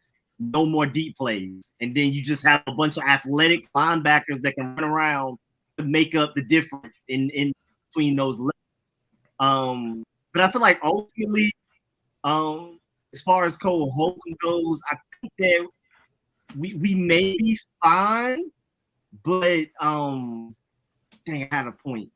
Come back to me. I had a point. Right. Rio, talk about a mistake. Not so. It's a very linear type move. I guess Cody Barton they feel is a more traditional Mike linebacker, but I feel like from a production standpoint, we're gonna get relatively around the same production as a Cole Holcomb, so not necessarily mistake. The mistake though was that we didn't a little bit more aggressively pursue a clear upgrade at the linebacker 2 position. years, $11 million for David Long. Yeah, Come man. on, man. It's very head scratching. All of these guys' numbers, none of them look crazy. Even old ass Bobby Wagner only getting what, 7? Yeah, that's to go home though. You know, this is the swan song. Hometown discount. But like, I'm looking at all the linebacker numbers. I don't think the mistake was letting Holcomb leave. I think the mistake, or could be mistake, would be not attacking this. It's like the football god said, Jack Del Rio, Ron Rivera, you guys played linebacker, so you guys are never allowed to aggressively pursue and take care of that position when you become coaches one day. I don't know. It's a very weird case study with them in linebackers, but I don't really think it was too much of a mistake letting Holcomb leave. Ed. Yeah, it's somewhat a lateral move. Cody Barton had his best year last year, so I'm not banging on the table to see him out there, but I think he'll be a solid player. They only believe in having 2 guys out there, 2 linebackers out there, so that's what they believe in, and having 3 safeties. But yeah, I wouldn't say it's a big mistake. Like you guys said, I think just not being aggressive, getting more depth. You couldn't even get Anthony Walker to sign because you probably lowballed him. Drew Tranquil, you lowballed him. David Long, Boba Yakarike, guys like that. The Giants got him. So there's just so many guys that you could have gotten, but Ron, he wants to bargain bin shop and get the best deal that he can get. So it's just what I'm not surprised that it went this way with Ron. We'll see. He'll probably bring back Bostic right before training camp. I hope not. I hope you're wrong. Please don't speak that shit to existence. No. David Mayo. Ed stay doing that shit too, right? Ed always gotta bring some negative shit. Every time, Ed stay doing that shit, right? Oh, give me the fumble though. Give me the not fumble. You're right. He did. He did not. But Ed stay teetering, boy. I swear. We're gonna bring back Bostic. You saw what Saquon Barkley did to Bostic in the Sunday Night Football game, so he's gonna do similar stuff like that. You already re-signed David Mayo. Already got a glob of Mayo back there. Red Wing 01. Thank you for the super chat. Greatly appreciate it. Thank you for being a member of the MOBB, who writes, schematically, I think Gibby and Curtis will benefit immensely from EB, and having JD McKissick out of the picture will let them take a larger role. You're not wrong. I also think that they're going to look to upgrade that position, though. I think they're going to add another back. I would not be shocked if they do it via the draft. If not, I think a guy like Jerick McKinnon will still be available after the draft. I think everyone's kind of waiting to see what they come away with before you go after a guy like McKinnon, who has experience with Eric Bieniemy. So they're going to do something at that position, and I wouldn't be shocked if they address it via the draft. Anybody wants to add anything to that? I'll add something to that. I think that we're going to draft the running back a lot earlier than people expected in this class, too. I think it's coming in the first 3 rounds, just like you want Beyond. I already know. Now, look. I would totally I don't value the running back position, so I would never say draft a running back in the first round of the class. But if they took this guy, it wouldn't bother me. It wouldn't. That dude is different, bro. They're not going to. They would take Jahmyr Gibbs before they take him, because Gibbs is more of a JD McKissick type. Hell yeah. I think that's the type of back they want. They want to add some speed to that room. I would love Devin A-Chain out of Texas A&M or somebody in the second or third round. And I don't think they're going to do it, but I would not be mad if they did it, though, because dude is different, man. He's an alien. Anybody else want to add to that? Yeah, with Bijan, honestly, the main reason I would draft him is so that he doesn't go to the Eagles, because I feel like so far they just put some serviceable guys back there, some great O-line. Put anybody back there, Jalen Hurts and quarterback, we can make it work. And I would just have to, at the very least, play keep away from the Eagles. I'm praying from today on that he goes to the AFC. Or Dallas. But it seemed like they said in the press conference that they were thinking Antonio Gibson would slide more into the J.D. McKissick role, which I'm happy about, and then try to get another guy that can take a lot of carries along with Brian Robinson. So I'm really interested in seeing who they feel like that guy may be and how early they'll take him. But yeah, I like the idea of Antonio Gibson becoming more of a receiver. We drafted him as a receiver, moved him to running back. Let him do what Isaiah Pacheco was doing for the Chiefs and Clyde Edwards-Helaire or any running back they were throwing back there that could catch passes. I think Antonio Gibson was shine in that role. So I don't think we need to prioritize running back a lot. But I wouldn't be surprised if they take one before the 5th round, like a lot of people think they won't. Yep. I wouldn't be shocked either. Duncan Wright, thank you for the super chat. Greatly appreciate you.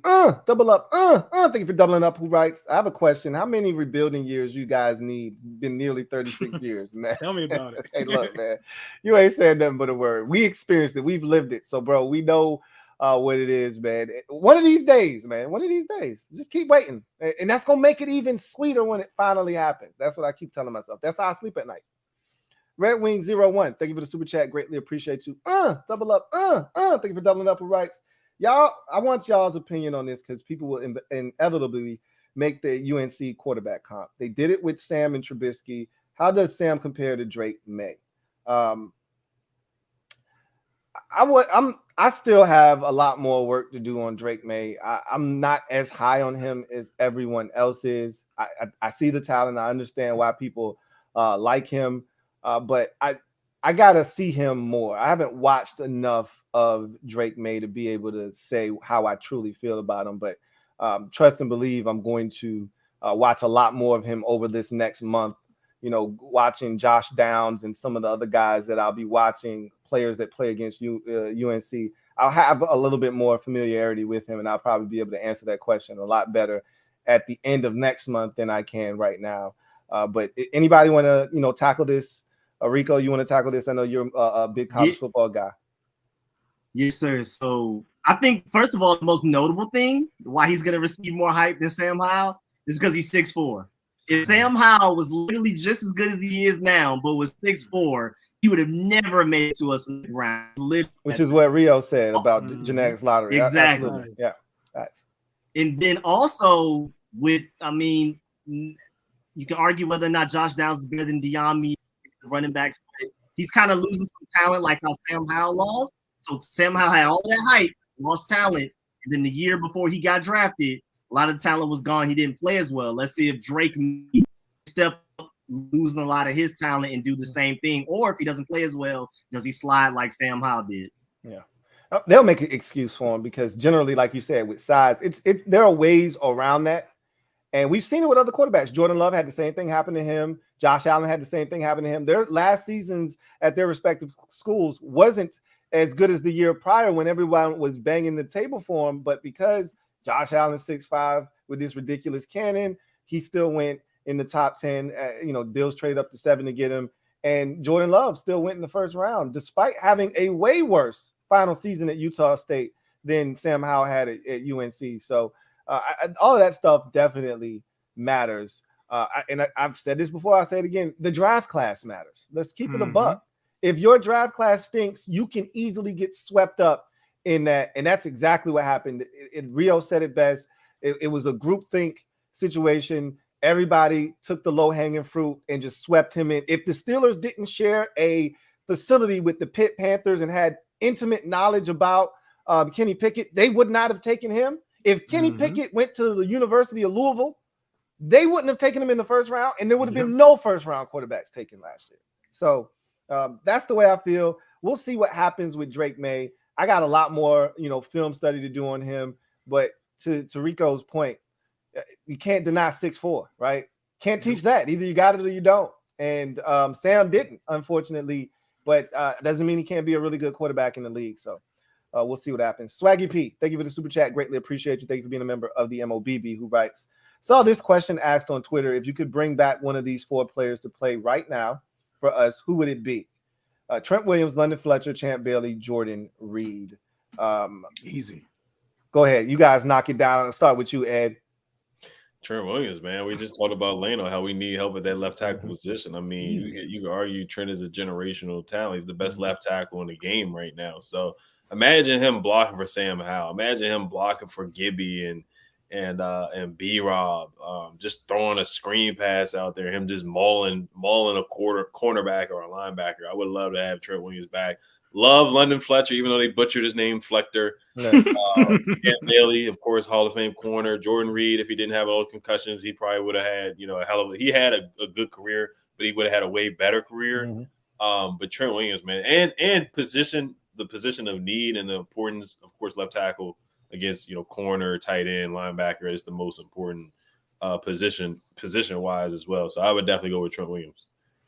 Rio. I just seen someone say the name Adi Jamo in the chat. That was not something I was expecting to hear tonight, but that's a throwback right there. We got some names for your ass in the history of this franchise. Oh my God, we got plenty of them. Easy, Trent Williams. Like I didn't even have to think hard. As soon as I saw that on Twitter, I was like, God bless the other three. I love them all, and I love me some London Fletcher, but it's Trent Williams, bro. He's going to get a gold jacket the day that his qualification, first ballot, easy gold jacket when he retired. He's one of the more athletic left tackles the game has ever seen. And we were so spoiled and used to having a bookend top of the league tackle that we didn't realize how great he was. The NFL wouldn't even give him his propers because he played for Daniel Snyder's football team, because he should have saw some first team all pros. But when you play under the stench and umbrella of Daniel Snyder's football team, you don't get the recognition that you deserve. As soon as he got up out of here, the league, Madden, and the whole world realized, oh yeah, he good. Oh, he real good. As soon as he got out of Washington, Trent Williams, easy. Not even have to think about it. Rico. Yeah, I think it's a weird question because if we're talking about the gap between London Fletcher and Cody Barton, I think that's a bigger gap than Trent Williams and Charles Leno. But the obvious answer is Trent Williams, the best player out of all of them, even as a Georgia Bulldog fan. And I was sick when we lost Champ Bailey. And I love Clinton Portis. I love Southeast Jerome. I love all of that. But the Trent Williams answer I think is pretty obvious. I don't even necessarily think it's close. Yeah, it's a clean sweep, man. I don't need to add anything to that. It's Trent Williams without a doubt. Twin D, thank you for the super chat. Greatly appreciate you. Thank you for being a member of the MOBB. Thank you for the support, Twin D, as always, man. Really, truly do appreciate you. Let's see. We got another comment here from Dejan Bell. Dejan, thank you for the super chat. Greatly appreciate you. Who writes, Lou, why all of a sudden you're turning into Hulk Hogan when it comes to Sam Howell? Didn't you not want this regime to hand pick our next franchise quarterback? Shouldn't it be Ron's plan over NHO? No, I told you I did not want them to select another quarterback. They had already selected Sam when I made that comment. I said, I don't want them taking another guy. They had already taken Sam. We all agreed when they made the selection. We thought we stole when we got Sam in the 5th round. Like, nobody expected him to be there. I had a 2nd round grade on Sam Howell last year. I thought he would go in the 2nd round. There was never a doubt in my mind that if he made it to day 3, he'd be an instant 4th round pick. One of the first guys off the board in the 4th round. Shocked that he made it out of day 2. And the fact that we got him with the first pick in the 5th round was stealing. And I said this last year. I said, what Sam Howell provides us is insurance, right? He essentially keeps you out of the fray. If Carson Wentz falls flat on his face, which he ultimately did, he keeps you out of the fray from meeting a quarterback next year. He gives you an opportunity to say, you know what, we're good on quarterback. We got a young fella here. We want to check him out, see what he's all about. So I didn't want them selecting another quarterback. I didn't want them, and I love the 2 guys at the top of this year's draft, CJ Stroud and Bryce Young. I would have loved to have gotten our hands on one of those boys. I'm a huge proponent of, if you got a coach that could potentially be a lame duck coach, I don't want a young quarterback being brought into a situation like that. I felt like Dwayne Haskins, even though I don't think he was willing to put in the work that was necessary, and he acted as if his doodle didn't stink, I really feel like he was set up for failure. Because Jay Gruden didn't want anything to do with him, right? Jay Gruden wanted a guy that could help him win in the 1st round, which is why they had to double back and trade for Montez Sweat. So I felt like Justin Fields was set up for failure. When a lame duck coach and GM select you and then they get fired and then the next guy comes in, you saw what they gave Justin Fields last year, because that new staff didn't believe in him. They're like, I don't really know if you're all that good. I don't really want to invest a whole lot because I'm not sure about you. And then look at what happened after they realized, oh shit, Justin Fields has some talent. They traded for Chase Claypool. They got DJ Moore, and now they're trying to add all these weapons for him, right? So it's tough when you bring a young quarterback into an environment like that. I like that they're sticking with Sam. It sucks that Sam's going to have to learn another offense, but guess what? I embrace the change that they made, and I like the fact that he's getting an opportunity. And I believe in Sam. I told you guys that last year. I thought he was the wild card of the quarterback position last year. Yep. Nothing's changed, and I think he is in a really good spot. It's not often that we say about someone selected by the Washington Commanders that, hey, this is one of the best places they could have been drafted in, because He didn't have to play really last year, right? So he got to learn. I really think if we would have stuck him in after the Bears game, let's say Carson gets injured and they say to hell with Heineke, let's put in, I think he would have struggled. I don't think he was ready yet. I saw flashes in the preseason, but we also saw some crazy shit in the preseason. He threw a badass pick against the Kansas City Chiefs. We saw the pick he threw against Dallas. There would have been plenty more of those, and they're going to be some of those next year, right? But there's a ton of talent, and we saw the throws. We see the athleticism. There's a lot to like there, and I just want to see it play out over a 17-game schedule and see what he's capable of doing. I think you'll see more good than bad, and you'll feel really positive about this position moving forward. But we'll see. Again, I could talk till my face turns blue about Sam Howell. Actions speak louder than words, so we'll see what happens. John Livingston, thank you for the super chat. Greatly appreciate you. Thank you for the super chat and greatly appreciate you being a member of the MOBB, who writes, is it collusion, Lou, with Lamar? I'm really starting to think so. Damn the guaranteed money. We're talking about a former MVP. I can't wait to watch him put it to everyone but Buffalo. Honestly, I think there is a bit of that. You heard Jim Irsay say, hey, man, nobody should be getting fully guaranteed contracts. Like, I think the owners were upset at Cleveland for giving giving Deshaun Watson a fully guaranteed contract, essentially, is what they did. And then they took it a step further and made sure that if he was suspended, which they knew he was going to be, they made it so that his base salary in his first year of his deal was pretty much peanuts, so that the money that he would be losing would be insignificant in the grand scheme of his contract. So it's a fully guaranteed contract, essentially 5 years, $230 million. And that's why Lamar is acting the way he's acting. He's like, if Lamar, if Deshaun can get that, I'm better than him. I'm a league MVP. Like, the hell does he do? What has he done? And the character clean. Look, so Irsay and I think the rest of the owners are making a statement here. Like, hey, nobody should be getting fully guaranteed contracts, especially quarterbacks. So is there collusion? You're damn right there is a bit of that. But I still think that somebody's going to jump at the opportunity at some point. And if nobody does at all, then I'm convinced that it's collusion. Anybody want to add to that before we move on?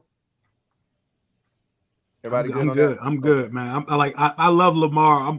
I'm ready to move past the conversation because the civil war between the fan base needs to chill out, man. It's never gonna die. You know that. We always gonna be arguing about something. And I know you got to get out of here soon, Ed. And I appreciate you joining us on this panel, man. GearCell1, thank you for the super chat. Greatly appreciate you. Thank you for being a member of the MOBB, who writes, good to see some true fans representing our team. Just saw Bieniemy at Popeyes wearing olive green spandex shorts with cinnamon brown leg warmers. Tragic. Peace from Lefty Nation, Lou. Y'all know what it is. Left hand, stand up. Hey, I can't wait till I have a lot of money so I can create things strictly for left-handed people, man. We get shitted on way too often in this society, man. But, I'm going to hold us down as much as I can. All right. Hey, I appreciate you, GearCell, as always, man.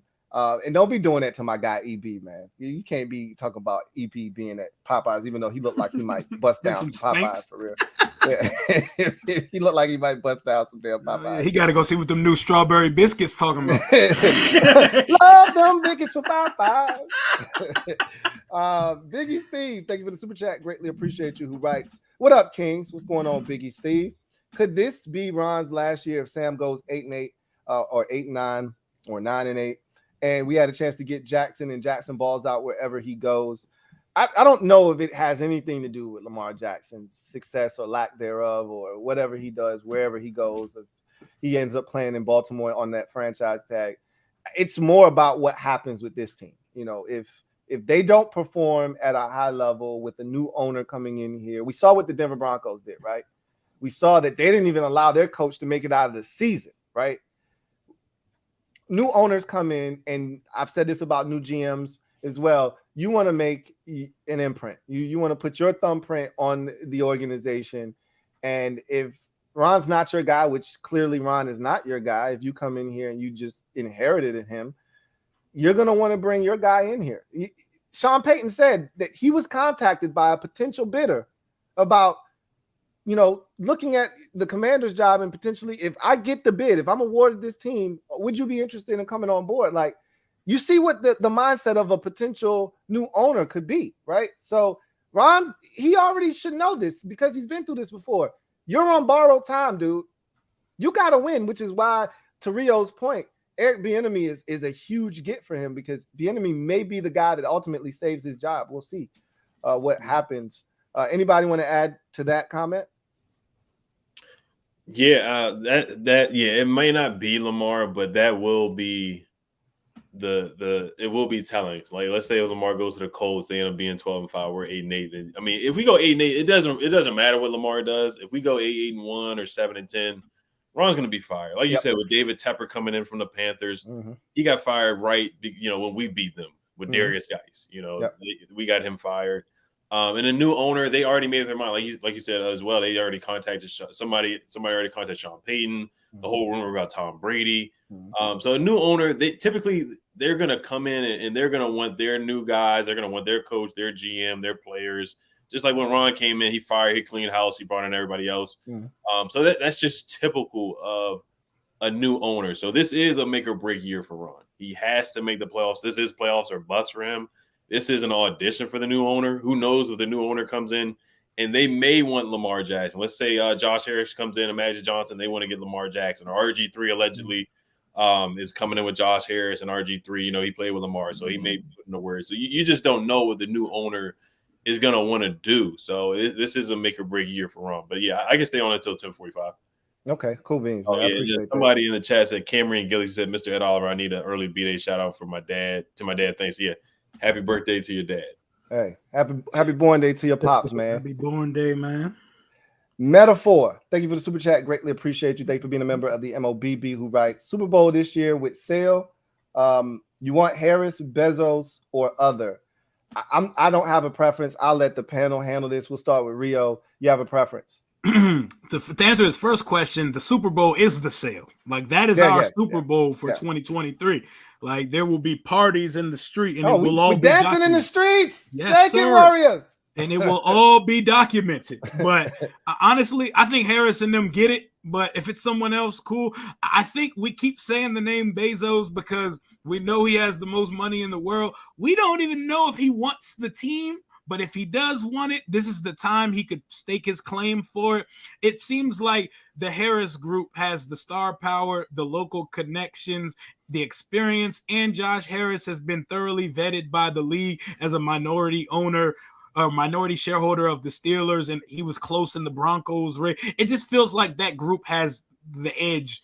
Like they seem like they're substantially ahead in the race. So sure, give me the Harris group, man. Let's just be done with it. I want Dan out of here. Like, he's already gone, but I want everything that has to do with him out of my organization already, man. Absolutely.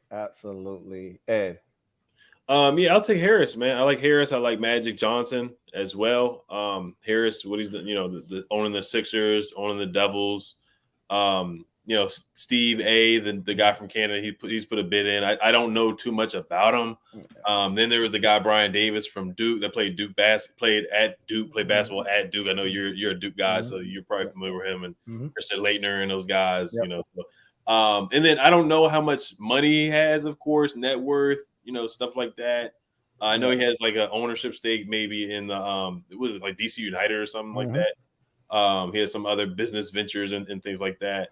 Bezos, we'll see what happens with Bezos. I think he could swoop in at the end, and now we heard that Dan's not opposed to giving him a chance to let him bid. But I kind of like Josh Harris. I kind of like what he's done with the Sixers. I kind of like some of the things he's done, and bringing in Magic Johnson. Of course, Magic would be that face that everybody likes to see and hear from. The smile, the Lakers, Hall of Fame, all kinds of stuff. So it's kind of like a face that you can put to it. But I personally, I'm not banging on the table for either guy. Like Rio said, I'm happy that we're just moving on from Dan. Yeah. Can anybody say the Greek Canadian guy's last name? Hey, it's Steve A, bro. It's Steve A. I think it's like Apostolopoulos or some crazy shit. I know it's Apostolopoulos. I know it's something like that, but Steve A, until somebody gives me the proper, it's just like how we used to do with Giannis's name until we figured out how to actually pronounce it. It was just a Greek freak, That name disqualifies him. Hey, at this point, I don't give a shit who buys the team. Hey, as long as it's not out here, I don't care. Rico, finish us off here. Yeah, I had to practice the names. I went like 3 videos in a row only saying Steve A. And I was like, let me sit down and figure this out. So I think I got it now. But man, shouts out to Ed Oliver because I don't know if y'all heard it, but he said the name sounds rich, and that's good It enough. do. It It is. do. It Yeah, really do. he was an heir to the throne. His dad was the one that made the money, and then his dad passed away, I want to say 2 years ago, and that's essentially how he came into all of the money that he has. He's a young guy, forward thinker type of person, but at the end of the day, I think if I had a preference, it would be someone that has experience in running a sports franchise, right? Like Josh Harris has that. Multiple franchises that he's a part of, the Devils and the 76ers. And so I might be a little bit more comfortable with that. But again, I don't give a shit. Facts. I don't give a shit. Yeah. To add to it, because I do agree. On one side, we have Josh Harris and those guys that have experience running several organizations, and then you have Josh Harris and Mitchell Rails, who are both DMV guys. I mean, we're not necessarily sure how much that helps. That sounds great on paper, but Dan Snyder was the same thing, and so it's not like, I mean, at this point that doesn't really add much value. Jeff Bezos, positive for me being like somebody that's not in the DMV area, somebody the very least an 8-hour drive away. If going to any store, maybe Lids, I might see a Commanders hat. Like if I go into any random store like Ross, Walmart, or whatever, it's impossible to find anything Commanders. If I want anything, I have to order it online.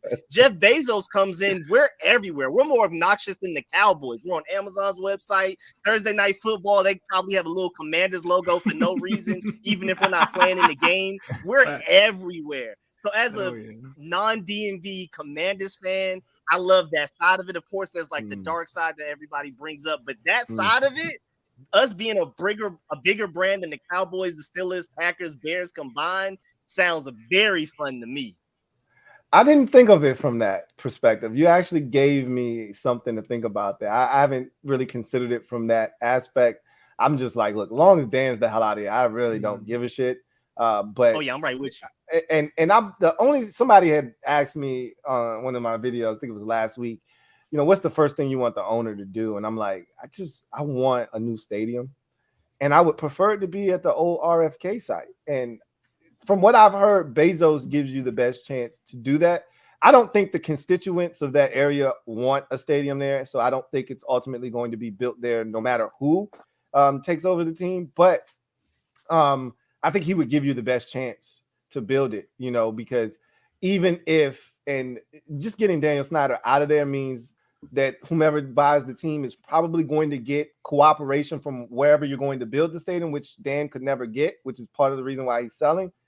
But even if Bezos didn't get any cooperation, he could build a stadium by himself, similar to your boy in LA with the Rams, right? Stan Kroenke, just you ain't gonna help me. I build the shit myself. Don't worry about it. He has that kind of money. Financial freedom and brand power would be crazy with Bezos. That's about the only reason why a lot of us want Bezos. Yeah. But honestly, I don't even care anymore. Yeah, I don't give a damn. Malachi Malik, thank you for the super chat. Greatly appreciate you. Thank you for being a member of the MOBB, who writes, let's not worry about who, what, when, where, and why. Let's just focus on the how. That's good. I like that. I like that. Hashtag NHO. I like it. I like it a lot. Salute to that one. That was hard. Sir. Yes, sir. Kevin Quinn, thank you for the super chat. Greatly appreciate you. Who writes, how about Kincaid at 16 would be great for Sam? Again, I've stated this, and I heard Martin Mayhew, unless they get rid of Logan Thomas, which I don't see happening. Logan Thomas, to me, is a leader on this team, a guy that they truly believe in. They feel like Scott Turner was the reason the tight ends didn't have an opportunity. They talked about him not being healthy until week 10 against the Eagles. I don't think they're getting rid of Logan Thomas. GM Martin Mayhew pretty much said, I love the tight end position. And I told you, they got 4 guys that they love, and then they got a guy they like in Curtis Hodges, who's not even on the roster, but a practice squad guy. So I don't see them doing anything at tight end, let alone spending a first-round pick. But Ron said everything's on the table. We'll see. Anybody want to add to that? Dalton Kincaid potentially at 16, or just a tight end in general at 16? I love Dalton Kincaid, man. I think he's very talented. Pick 16, yeah, I know. You scoff. It's kind of like the running back position too. Like you scoff at a tight end at 16 unless it's like Kyle Pitts coming out. But man, he's super talented, man. He's got good hands, super athletic. Yeah, he's a yak guy, can make guys miss too, contested catch kind of guy. He would be the most talented tight end easily on the roster. Logan Thomas, man, I'm just on the fence with him, man. Like the ACL injury, like because he was already slow before the ACL injury. Yeah, I love Logan. Don't get me wrong, I love Snip. Logan. I love what he did in 2020. Just I hate that Yannick Ngakoue kind of went low on his and kind of went at his knees. Not kind of, he did go to his knees. But I hate that happened. But it's like, man, like just the production last year was not good. Struggling in run blocking too. Like he had that Giants game was rough for him too.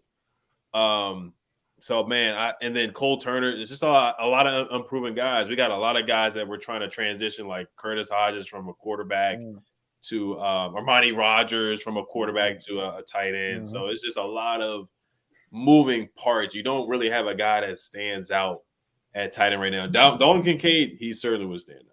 Oh, he's a dog. I love that. He's my favorite tight end in the class. I have him as the #1 tight end. He's the best pass catching tight end I've seen in a minute. I think he has like back issues or something, but he's a hooper turned football player. He just started playing football like 4 years ago, and you can see it. You can see he's got that hooper background. You can tell when the dude played ball at the tight end position because you can see it. He be breaking dudes off. Hell yeah. The way he breaks off his routes, his fluidity of it in his movement, he moves like a basketball player. Like Sammy Reyes never had that. Oh my God. The stiffest, most dirt routes you've ever seen. Yeah, never had that fluidity. And you could tell that was going to be a problem. Like I was so excited about him. And then when I watched him, I was like, this ain't gonna happen for us, man. He could block something. He was super athletic, but he moves like a Pac-Man board. Like it's up, left, right. That's it. It's sharp. Nothing's everything real. Like it was mechanic. It was mechanical. It was mechanical. Yep, 100%. But it's the same way I feel about like if we were to do something like Bijan, like those are luxury picks taking the offensive weapon. But if we did do it with Eric Bieniemy, Sam Howell would benefit very heavily from an offensive weapon, but I don't think that's the route we go, but I wouldn't be mad at it. That's how I feel about it. Yeah. Rico. Me personally, just the group alone we already have. Love the ceiling, don't like the floor, not comfortable with the floor. I think we have a lot of potential, a lot of a talent. Now, Dalton Kincaid is one of those talents where it kind of is like a sure thing receiving-wise. We will have to talk about the blocking. Of course, I'm a big Darnell Washington fan, Georgia Bulldog fan, and all of that. I think people truly underestimate how much the offense ran through him. Like when he got hurt against Ohio State, I mean, we still had all of this talent. We still had Brock Bowers, but it changes the playbook. He's a third tackle on the field. We literally ran the ball his way every chance we got. Without him, it made the offense a little bit more predictable. And I feel like Eric Bieniemy could get something similar out of him because at the end of the day, with Terry McLaurin, all these guys, we have so many mouths to feed already. And I feel like he would just be open underneath all of the time just because you have to worry about all of those other guys. But Dalton Kincaid, you could argue, has the best hands in this draft regardless of position. Like even including the receivers, jump ball ability, he's that guy. So it just depends on what you want the most. I would prefer a Darnell Washington also because I feel like we could get him later than a Dalton Kincaid. Like you could probably trade back and get him. And I feel like he has a unique skill set that we don't have on this team as well. I would prefer Darnell Washington as well. And not just because of the third time. I think people don't understand how good of a receiver he can potentially be. Like he's such a great athlete. And there's so much because of Brock Bowers, they didn't have to throw him the football, but there's so much untapped potential in him as a receiver. The sky's the limit for him. Yeah, I'll leave it at that. But I don't think they're going to do anything at tight end. I'm just keep it a buck with you. Nope. Biggie Steve, thank you for the super chat. Greatly appreciate you. Double up.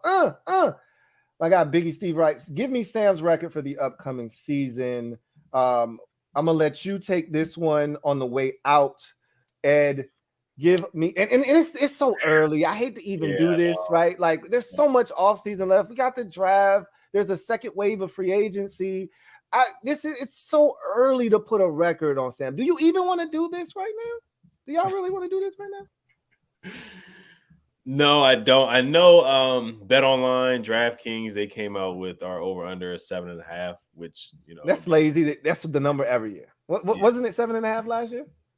I think the year with Fitzpatrick, when everybody was like hyped, they were hyping us. ESPN was hyping us because we just won the NFC East. Yeah. You know, Chase Young looked like Chase Young at the time. Yeah. What it was potentially supposed to be.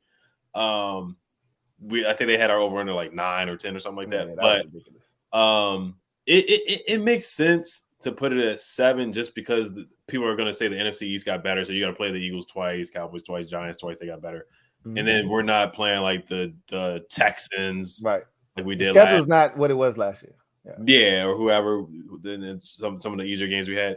So yeah, I don't want to do it yet, but I would say I'm gonna say he's gonna get at least 7 wins. I think the floor is 7.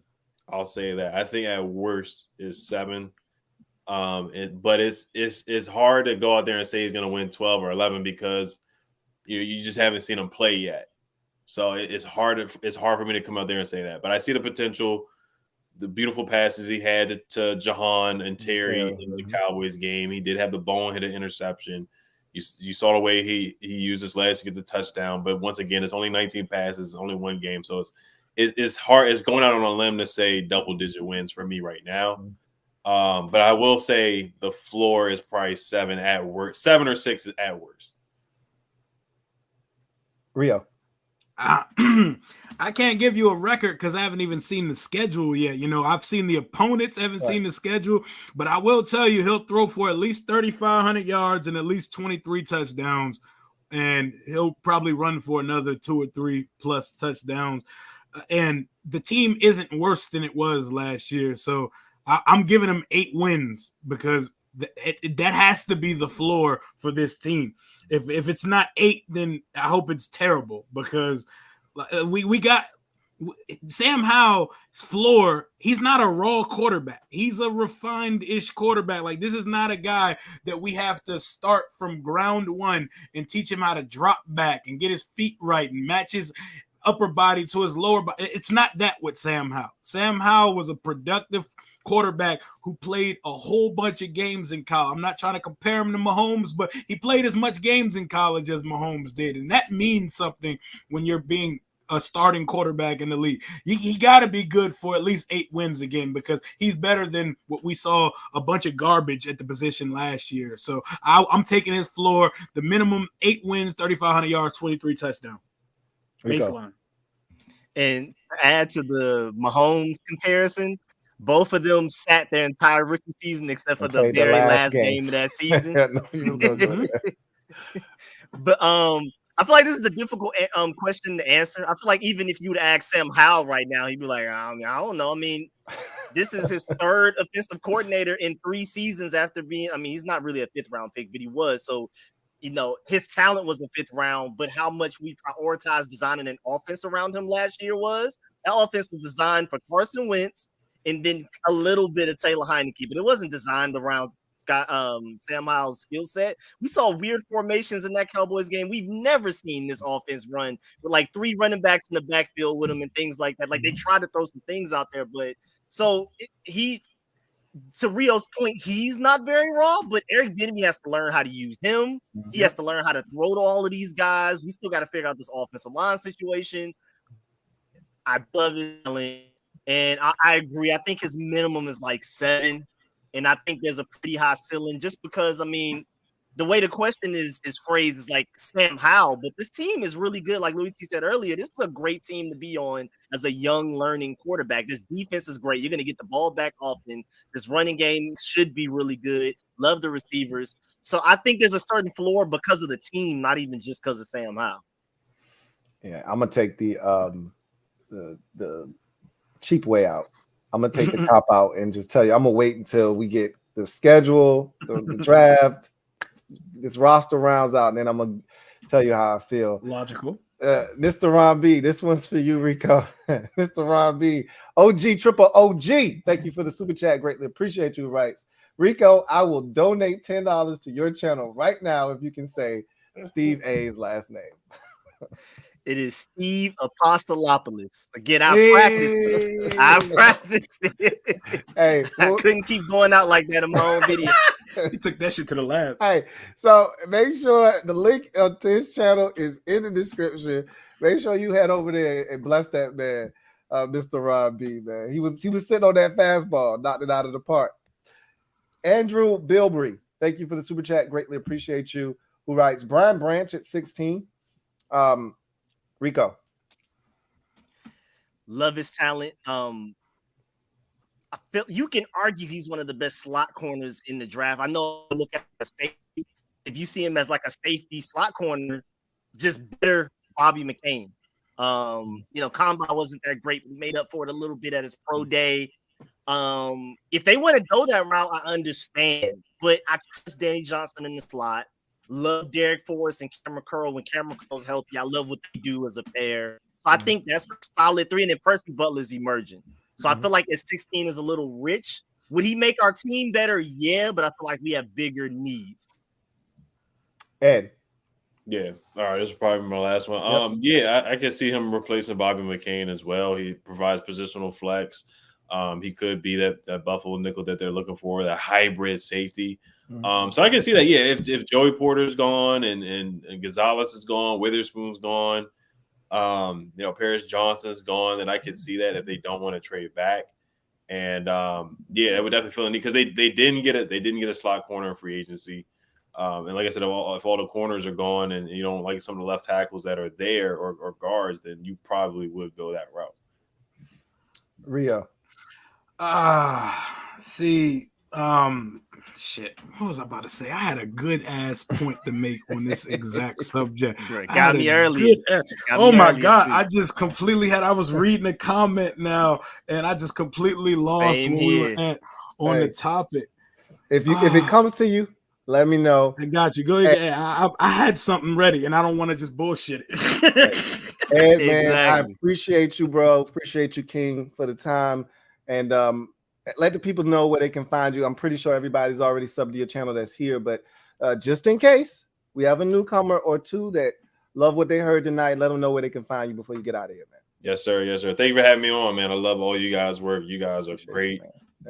Great YouTubers. You guys know all your stuff, do all your research, film, all kinds of stuff. I watch you guys. Notification bell, all that stuff. You guys are awesome content creators. But yeah, you guys can follow me.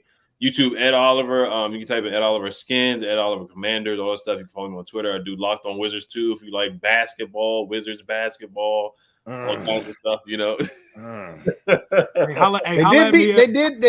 Celtics the other night. They beat the Celtics. It was so random. I actually want us to kind of lose out so we can get a better draft pick, but it is what it is. I hate the Celtics, so I'm happy. Hey, if you go up the sports book up FedEx, hit me. Oh yeah. I'm gonna be at Fanatics probably Monday. Monday. So Lou, if you want to come through, I know Rico, you're all the way in the ATL, so you're probably not gonna make that trip. But Fanatics Sportsbook, I'll be there on Monday night. Okay. All right. That's what's up, man. Hey, appreciate you, man. Appreciate the time, King. And be easy, man. And once again, keep doing what you're doing, man. Love what you are producing out there on your channel, man. Take care. All right, y'all. Peace. Oh, I remember what I was going to say now Go ahead. The Brian Branch subject. I like Brian Branch. He's pretty much going to be Bobby McCain's position on steroids here. His 40 bothered me a little bit because like a 4.5, like a high 4.5 for a guy in the slot having to chase around those shifty guys. But I think our cornerback position desperately needs someone with 4.3 speed. Like we don't have any speed in the cornerback room for the guys that are playing. The only thing we added to the position was Cameron Dantzler, and he is slow as molasses himself. Like, even if we added Joey Porter to the room, he's not fast either, but he would be the fastest guy in that room. Deontay Banks out of Maryland, give me him over Brian Branch in round 1. That kid can fly, he moves well, and I think he gives us position flex where he can move from the inside or outside if we're keeping Fuller and everybody in the rotation. That was my point. The guy that's gaining a lot of steam is Emmanuel Forbes out of Mississippi State. He's razor thin. Like, you're talking about a dude 6'2", like 168. Like, dude is super thin. But Fred Smoot, obviously a Mississippi State guy himself, loves him to death. This dude is a ball hawk. When I tell you he attacks the football like he's a receiver, he attacks the football in flight. And he ran a 4.35. So, I mean, he checked off every single box.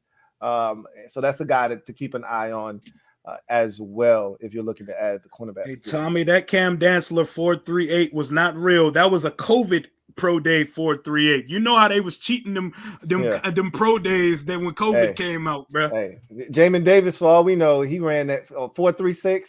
Yeah, okay, all right, sure. You get a 4.3. You get a 4. Elper was giving them things. Hell yeah. Joe Rocket J, thank you for the super chat. Greatly appreciate you. Thank you for being a member of the MOBB who writes peace. Commander Crew, Anton Harrison, get him. Look, there are going to be a lot of guys that are going to be available, and I'm telling you right now, it's going to be interesting to see what they do. Don't rule out trading back in the first round. I'm going to say that as well. Do not rule that out either. Kevin the PRF, thank you for the super chat. Greatly appreciate you. Thank you for being a member of the MOBB who writes, who on our team is the best blocking tight end? Side note, Mayer is 4th on my board. If the top 3 corners are gone, the best blocking tight end, I don't think it's really close in this. And there's some good blocking tight ends. Like I think this is a very deep, rich, good class of tight ends. I told you guys that already. That's the part that really sucks about the fact that they're so resolute on their tight end room, is because class is different. This class is different. You know, Daniel Jeremiah said this is the best class he's seen in the last decade. I think it's the best class that I've seen since 2018. That was the year the 2 Iowa guys and Fant and Hawkinson came out. I think Goddard was in that class. Dawson Knox was in that class. I remember thinking the tight end from Texas A&M was going to be good, and he went to Green Bay, and I was like, oh, that's the perfect place for him. He ended up stinking, though. But there was so many tight ends in that class. This is the first time I felt like a class has been comparable to that one, and they may even be better. We'll see. It's Washington, though. Like, he's the best blocking tight end. I mean, what tight end do you know considers himself as the 6th offensive lineman? Like, most dudes don't use and wear being a blocker as a badge of honor. Darnell Washington does. And not only is he good at it, he's a tremendous athlete as well. It's without a doubt Washington. I don't think any of us need to argue that. He's the best blocking tight end in the draft. And I think because of that, and then just the athleticism and the untapped potential as a receiver, I think he ultimately ends up being a first-round pick in a draft that's not super deep at wide receiver, or at least top-heavy with talent. I think that's the position that tight end ends up gobbling up, and you may see 3 tight ends go in the first round this year.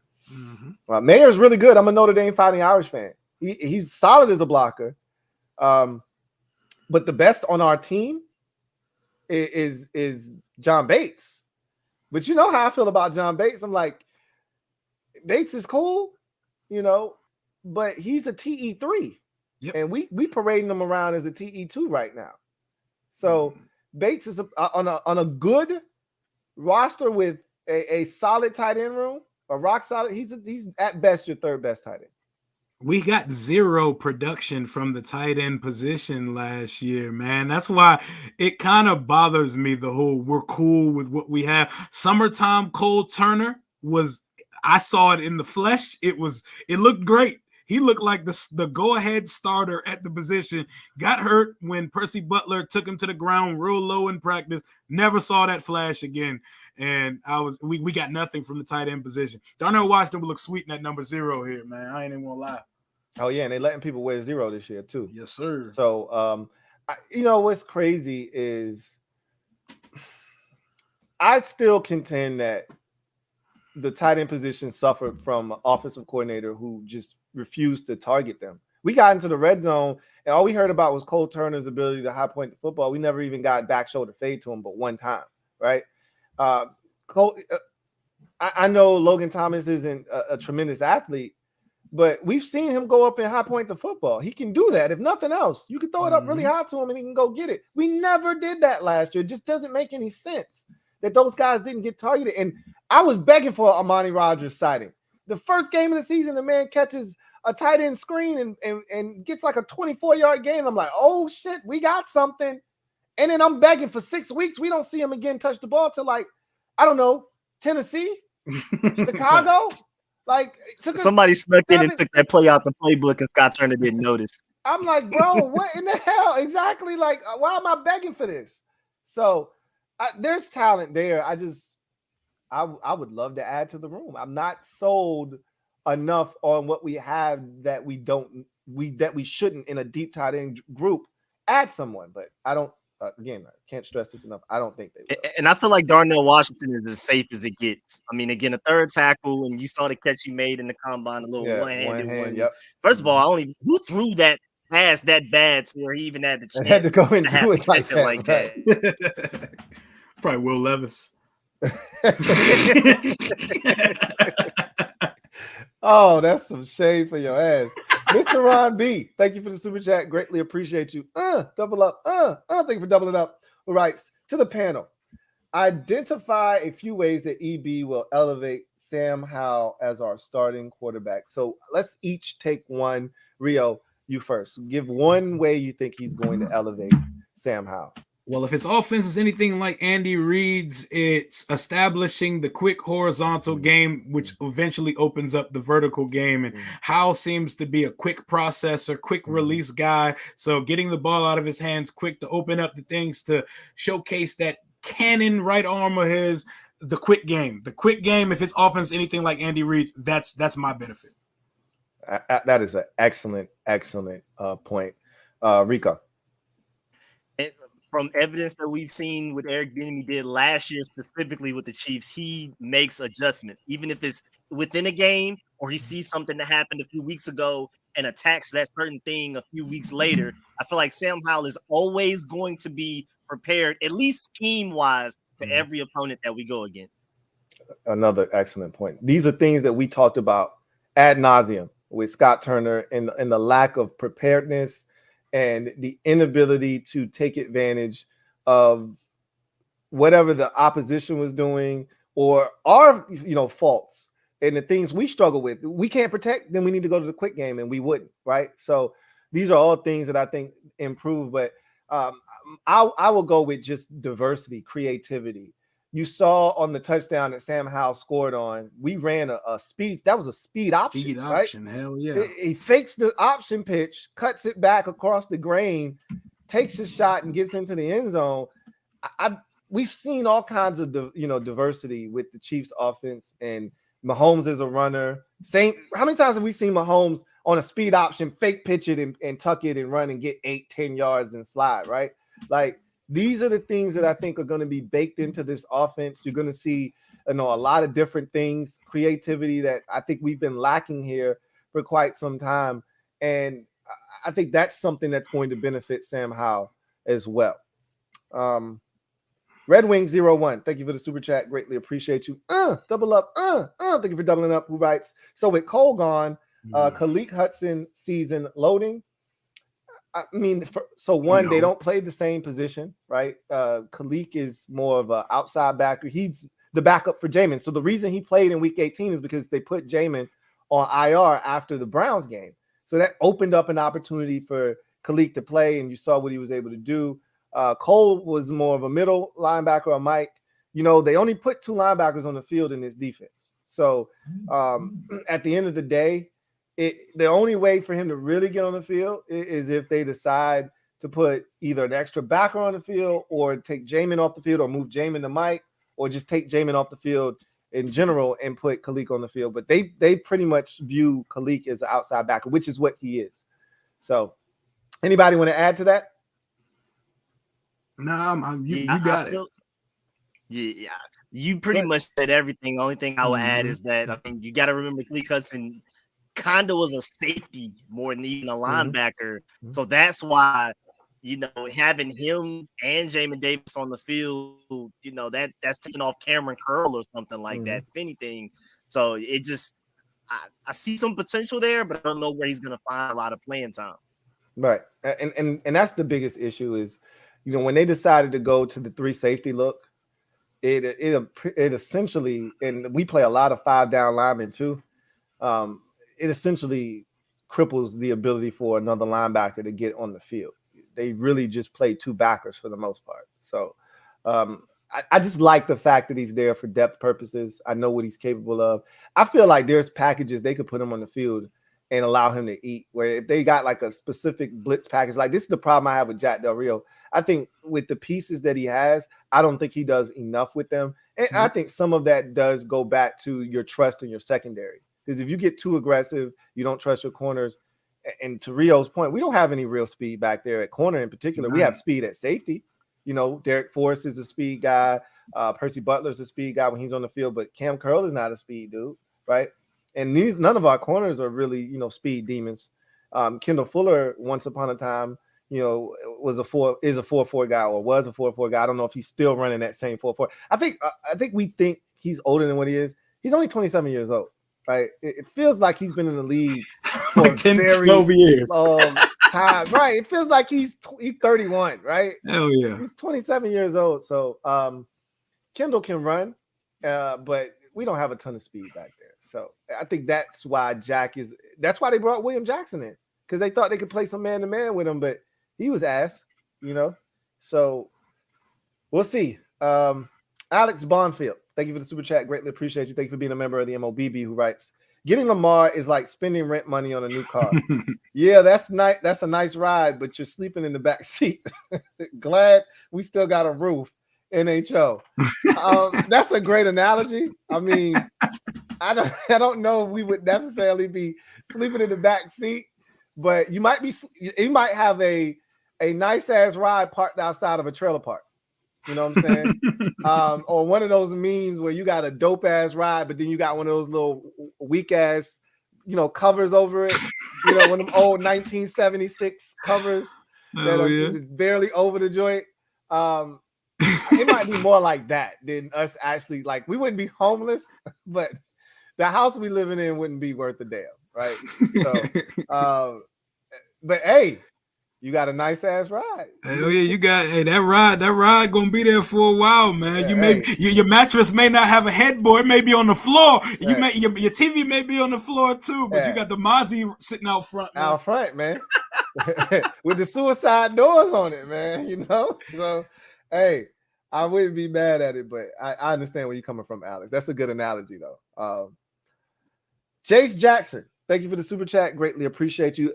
Truly appreciate your generosity, man. Thank you so much, Jace, who writes, what up, y'all, from Vegas? Trying to hold it down out here, man. I appreciate you. I love where Rico is a great example of that, man. Fans abroad, man. I tell you what, there are a lot of times when we go on the road, there are more fans on the road than there are at home sometimes. Yep. And it's a testament to what this brand once was, okay?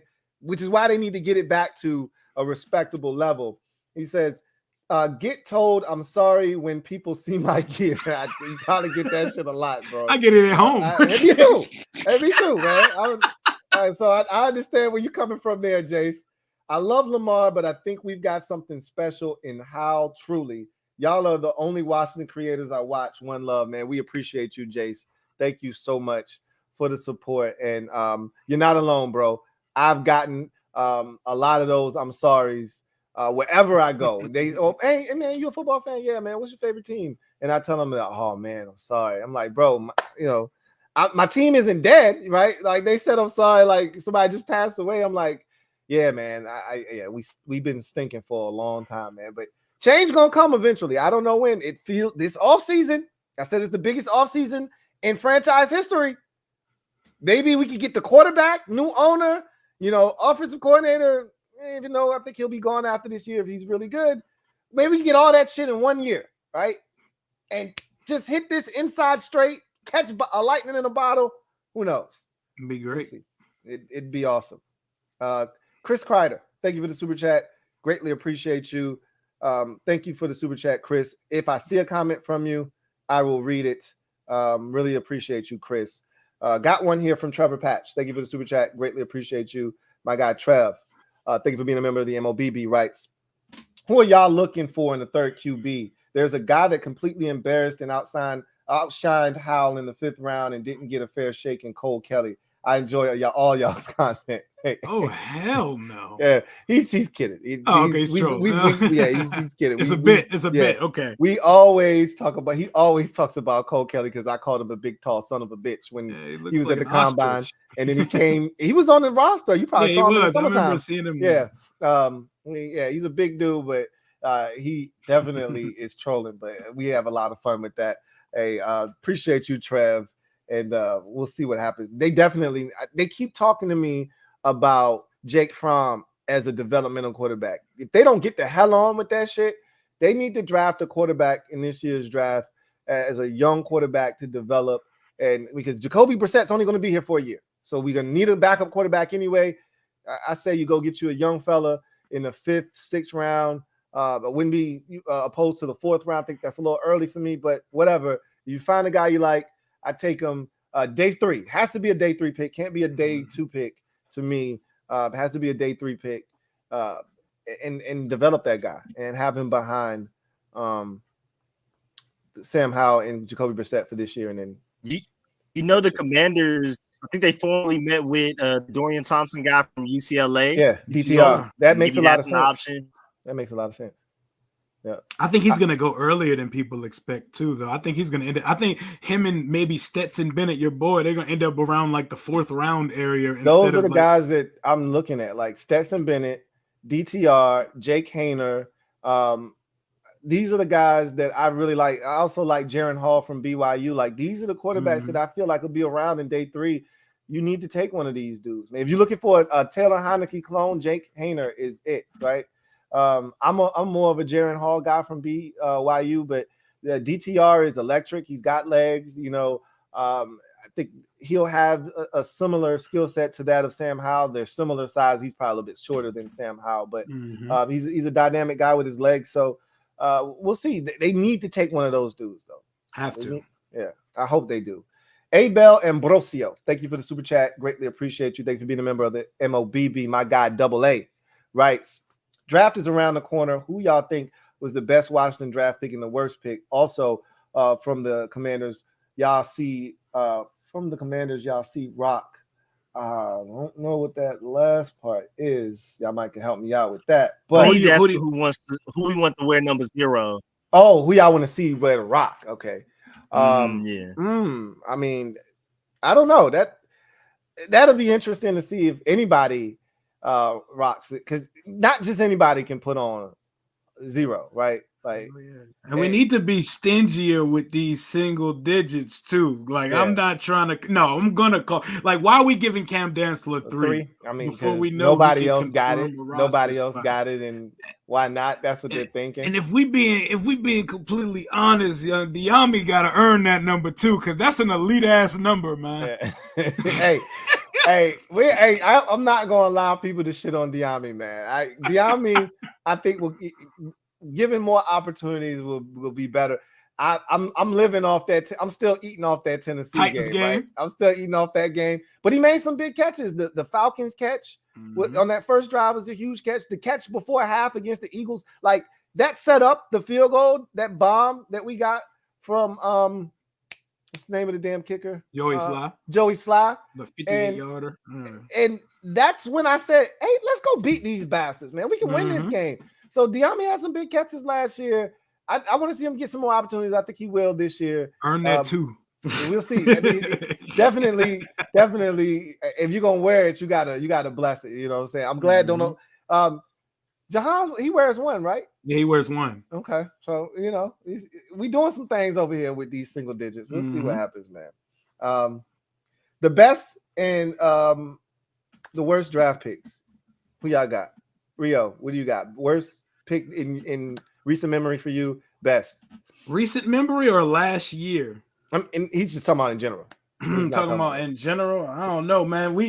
I would say worst, like, just stop allowing us to make second round picks, because for whatever reason it is, second round picks never work here. They're either a bust, they either get hurt, or they stop playing football. They're a predator. Think of every reason why a draft pick doesn't work out in this league, and we've checked the box for every reason. Second round. So my worst is just the second round of picks. Honestly, as soon as we make our first round pick this year, package the number 2 and get back in the first round for a 5th-year option, and to avoid taking a person in the second round pick.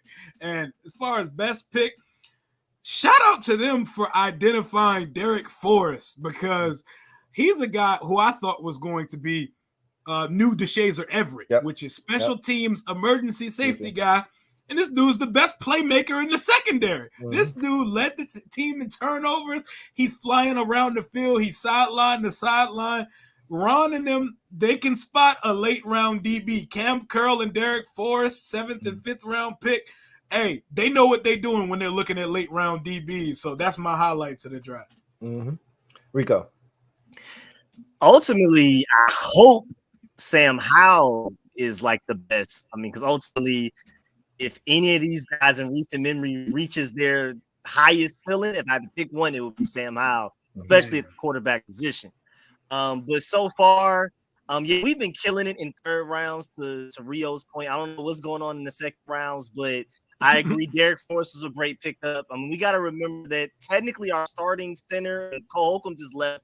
But both of those guys were drafted in the 5th round, I believe. And so what we got out of Cole Holcomb was actually really good. But of course, obviously, Cameron Curl in the 7th round, who, if I had to pick somebody to wear the number 0, if we don't draft Darnell Washington and Christian Gonzalez, it would be him. I feel like he deserved it the most because he does so many things. And this whole thing could be, I allow 0 yards, whether it's passing or running. You know, that he could run with that type of thing. So Cameron Curl have to be the best. The worst, I mean, I guess it's kind of a good thing that there isn't like an obvious, like, I mean, unless you want to go back to like maybe like Darius Dice, like Rio alluded to, or something like that. But other than that, I mean, we don't have like an absolutely what were you thinking one kind of that I can remember really. Jamin Davis was a little weird where we got him, but we have some bad, some average, some mid, but we don't have like a glaring what were you thinking when you took that guy, which I'm pretty content about. Yeah, it for me, you got to go back. Like recent draft history hasn't been too bad to where there's a clear and obvious worse, right? But the further you go back, I mean, the 2008 draft with the 3 second-round picks. Are you kidding me? I mean, golly, I mean, you can't get much worse than that. That 2008 draft might be one of the worst drafts in NFL history for a team total. Like, I mean, you go look at that, go back and look at that 08 draft and see the careers of those guys. I mean, wow, it's really bad, right? So, I mean, and it's plenty of those, man, that we've done over the years. So, but the best, I think, in recent memory, it's probably Cam Curl. You get a 7th round pick to play the way that he has. You can't expect what we got out of a 7th round pick there. Derek Forrest, what was he, 5th, right? 5th? If I'm not mistaken. I think it was a 5th rounder. Yeah. I mean, to hit on some of those guys that they did, the way that they have, and I want to see it again from Derek Forrest. You know, small sample size. Love what I saw though, and to your point, Rio, I thought he was a DeShazer Everett clone. So I was like, okay, I see what this is. So that was a pleasant surprise how he played last year, and I'm looking for more of it. And if that's legit, we may have something there. So. I'm gonna keep y'all about another 15 minutes and let y'all run. I don't want to hijack y'all time. I really appreciate y'all being generous with y'all time. Video channel. Thank you for the super chat. Greatly appreciate you. Video channel. Right. Sup, Lou and fam. Let's say Washington selects Bijan Robinson at 16. What's your reaction? Rio's already told you. I'm on board. Right? Like, he's like, yo, we don't have to draft a running back, but if we do, I'm not like, I know a lot of people. That's another divisive conversation within the community, right? Is Twitter. Oh my God. I mean, you got people coming after people's families over this, right? I'm like, whoa. But I told you if I took a running back, it would be Jahmyr Gibbs, right? Because of what he brings to the table, and he gives us a different flavor. Like, to me, Bijan is better than anything we have and could easily turn into a top 3 back in the league in 2-3 years. But they love Brian Robinson. I don't think y'all understand how much they love Brian Robinson. Like, they're not going to draft a guy that's going to take carries away from him. They may draft a complimentary guy, They may draft a back that they feel has similar qualities to a Brian Robinson, that if Robinson gets injured, they could put him. But they're not. If you draft Bijan Robinson, he has to be your number one back. Oh, 100%. He can't be your backup to Brian Robinson. He can't be splitting carries. He is your guy. So I can't imagine a world in which they select Bijan Robinson at 16. I could see Jahmyr Gibbs, but I can't imagine a world where they select Bijan Robinson. My reaction would be, oh shit, I can't believe they actually did that. I wouldn't be mad about it, but I would be like, oh my God, of all the luxury picks, that's not the one. I would have rather spent that on the tight end, right? Like, or some other position, not running back.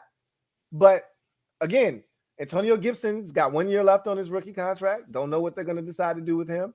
Brian Robinson is cool, but he's at best a doubles hitter, right? He's batting for average, right? He's not hitting any home runs.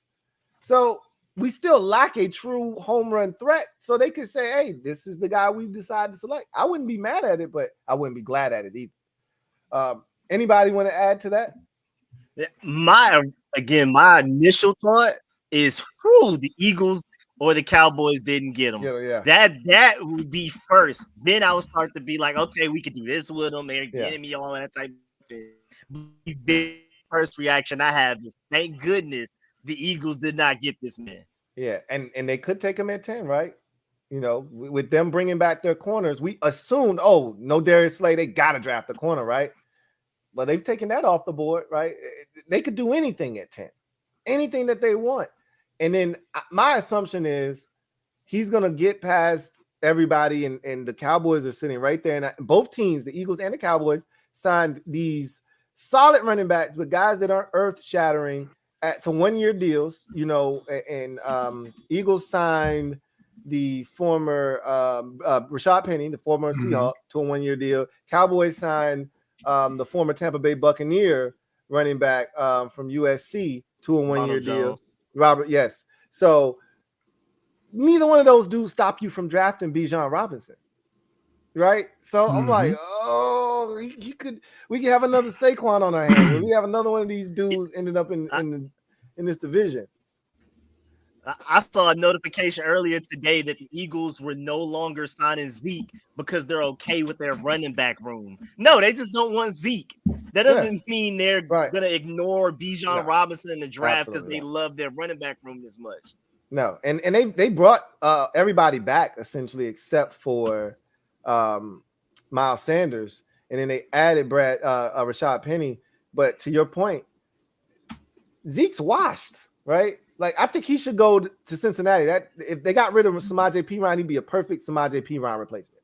Okay, go to Cincinnati. You're beloved there in the state of Ohio because of your work at Ohio State. Just go back, finish your career in Cincinnati where they already love you. That's what I think he should do. Samaje went to Denver to be with Sean Payton. There's an opening there for a physical back that can catch it out of the backfield in Cincinnati. Go to the Bengals, but we'll see what happens there. To your point, Rico, I don't want him in the division. We're not going to draft him, but I don't want him in the division. But anything can happen.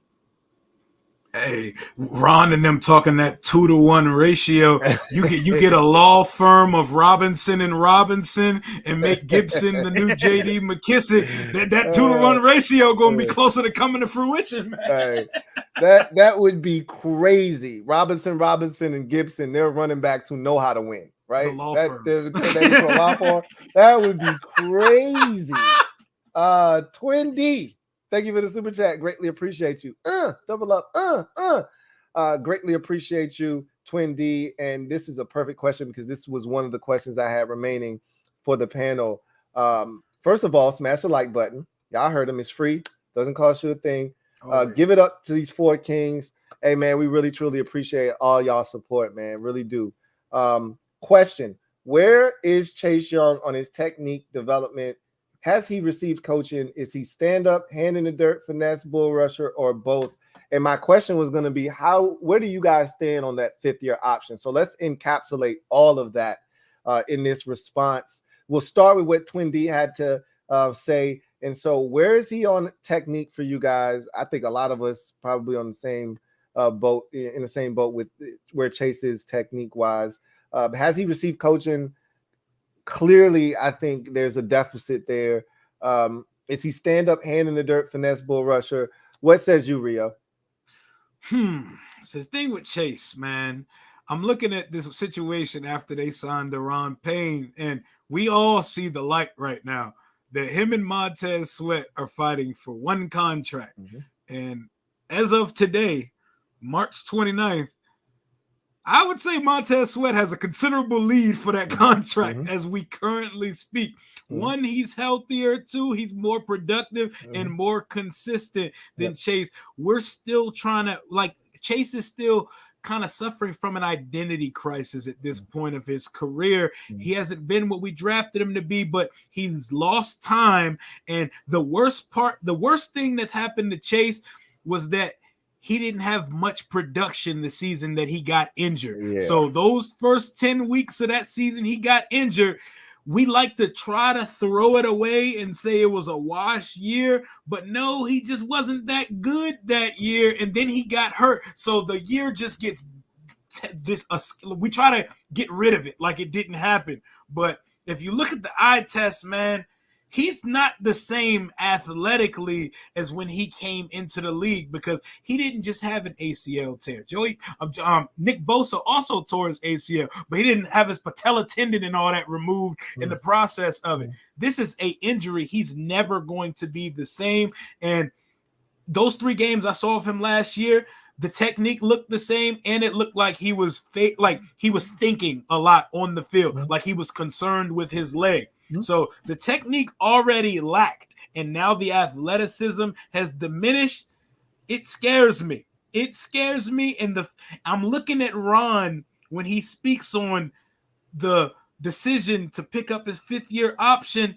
He sounds like he's saying, we don't know if we want to pick it up, but we'll see what the new owner thinks about it. It seems like he wants someone to make that decision for him because they don't want to pick it up. Am I the only one that felt that way? No, I agree. I think like Ron is trying to condition us into being okay with them not picking it up. Like he threw the whole, we challenged the Ron thing, and Deron responded the right way, and so we want to pay the young man and reward him for doing it the right way. And it could be viewed as a challenge. And I'm like, but Ron, that's like comparing apples to oranges. It's not apples to apples, because you picked up Deron's 5th-year option. And in that 5th year, Deron showed you what he hadn't shown you in the previous 4 years. So my whole thing with that is, we'll tackle that. Let's stick on topic, because I want to have a 5th-year, Chase Young 5th-year option discussion with you guys. Where do you stand on his development, technique, hand up in the dirt, stand up, hand in the dirt, finesse bull rusher? Where do you fall in all of that with Chase Young, Rico?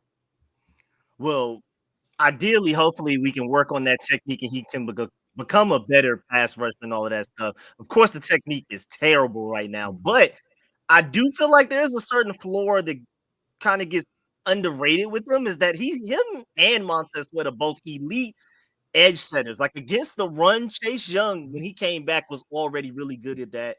Now, with you being the number 2 overall pick, we need you to go back there and get the quarterback. We didn't bring you in here only to set the edge. But I do feel like when we discuss Chase Young, we forget to include the fact that he's at the very least really good to elite at something. It's just not what we necessarily drafted him to come in here to do. It's not the flashiest thing. But yeah, technique-wise, it's just not it. And you were thinking, I know a lot of us were thinking he was spending the offseason with Von Miller, and you had all of this time to sit down. You should have gotten the Ip Man little wooden thing to. I just what were you doing the whole time you were recovering, where you came back and your hands were still stiff? I feel like you could have been doing something, even while sitting down. You could have been doing this in your chair or something. So I don't know what's going on there, because I feel like somebody has had to talk to him. We got a lot out of John Ridgeway. The Cowboys felt like they couldn't really do much with him. He came here. We got greatness out of him. Seems like everybody's in. Even Montez Sweat, he still has that problem of being one step away, but he showed great flashes last season. It's just for some reason Chase Young seems to not be in the same playbook or film sessions that the other guys in that are improving week to week, and it's just like he's still this same really raw guy that we drafted out of Ohio State for some weird reason. So with me, with Chase, I wasn't a big fan, as everybody knows, of Sam Mills III. I thought he was a terrible defensive line coach. So I thought that was the first thing that stunted his growth. He talks so glowingly about the Ohio State defensive line coach, Larry Johnson, who is the father of the famed running back, Larry Johnson, who played in the NFL. And everyone swears by him. The Bozas do, Chase does. And so I have no doubts that guy is really good at his job. I've said this a million times. The Bozas, I've been covering the draft for 10 years. I've been following it very closely, breaking down prospects for 10 years. Nobody has come into the league with better hand usage than the Bosa brothers. And I think Chase never had that. You know, his hands were, to me, half of the battle as a pass rusher is hand usage. You got to have a black belt in using your hands. 100%. And you don't have to be the best athlete. It's dudes in the league that were solid athletes, not great athletes, but they knew how to get to the quarterback. And half of that is plan, setting guys up. Okay, speed rush. Now you look at the speed, you open up the door, go inside, cross you over, go inside, right? Keep you off balance. Chase doesn't seem to have a plan. Chase doesn't use his hands. You want to know why I got so excited that year he got injured in the preseason when he sacked Cam Newton and forced a fumble? Chase used his hands on that play. Slapped down the tackle's hands for the Patriots. If you remember, it was the tackle from Georgia. Yeah. Slapped his hand down. Preseason. First game. Cam Newton's first game as a Patriots quarterback. We all excited. Slapped this shit down. Went by him. Hit Cam Newton. Ball comes out. I'm like, oh my God, Chase used his hands. He about to get 16.5 this year. Never saw it again. It's over. You remember that was the offseason. Him and Montez were talking that crazy shit, like setting the record for the most sacks combined for two players on the same team. I'm like, hey, they about to do this shit for real.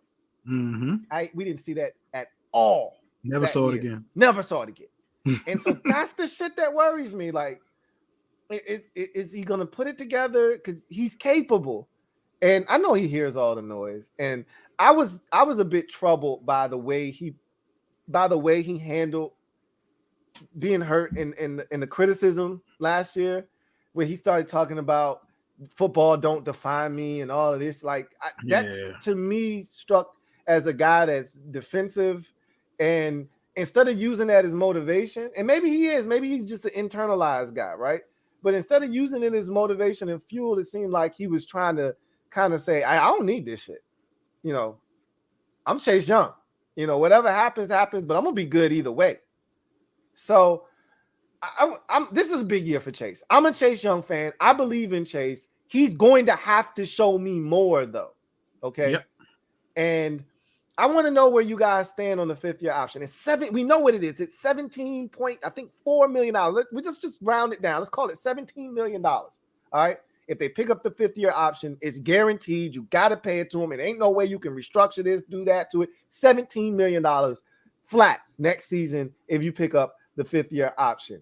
Is Chase Young worth picking up the fifth-year option? Everything that we know right now going into his fourth season in the league. Is Chase Young worth the fifth-year option? Rio. Yeah, I think you got to pick up the fifth-year option on Chase Young. One, we're projected to have a ton of money next offseason. I know we got to get some guys signed. We got to get Curl signed.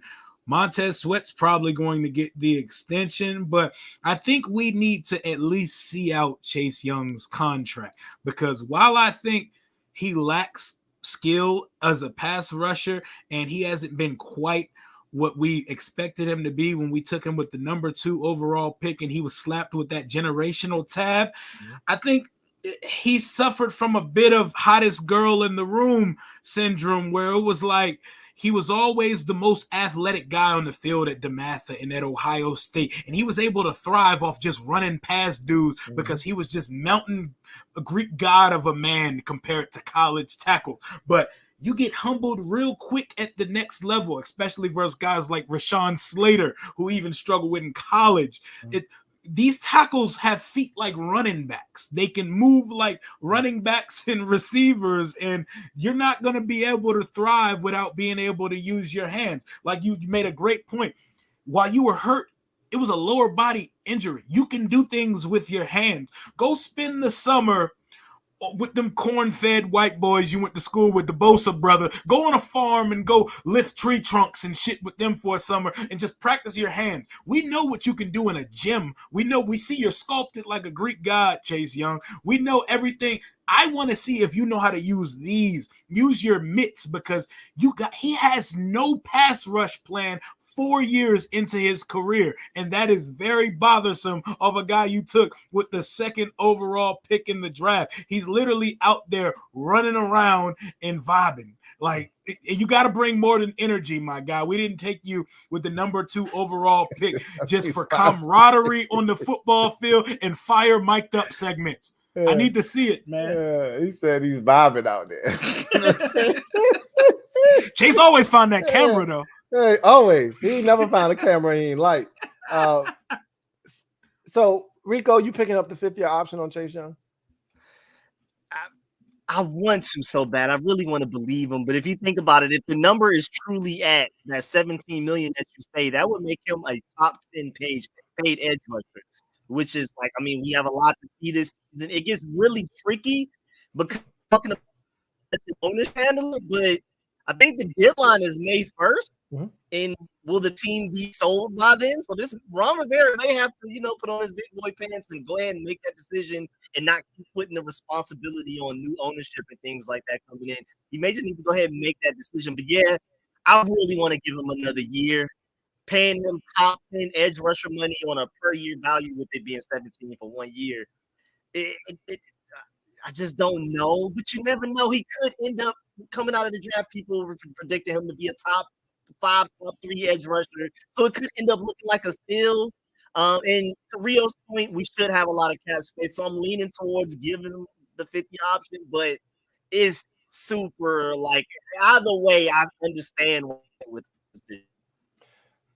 I've been adamant about this. You got to pick up the 5th-year option. I think it's too risky not to, because I don't know what's going to happen this year.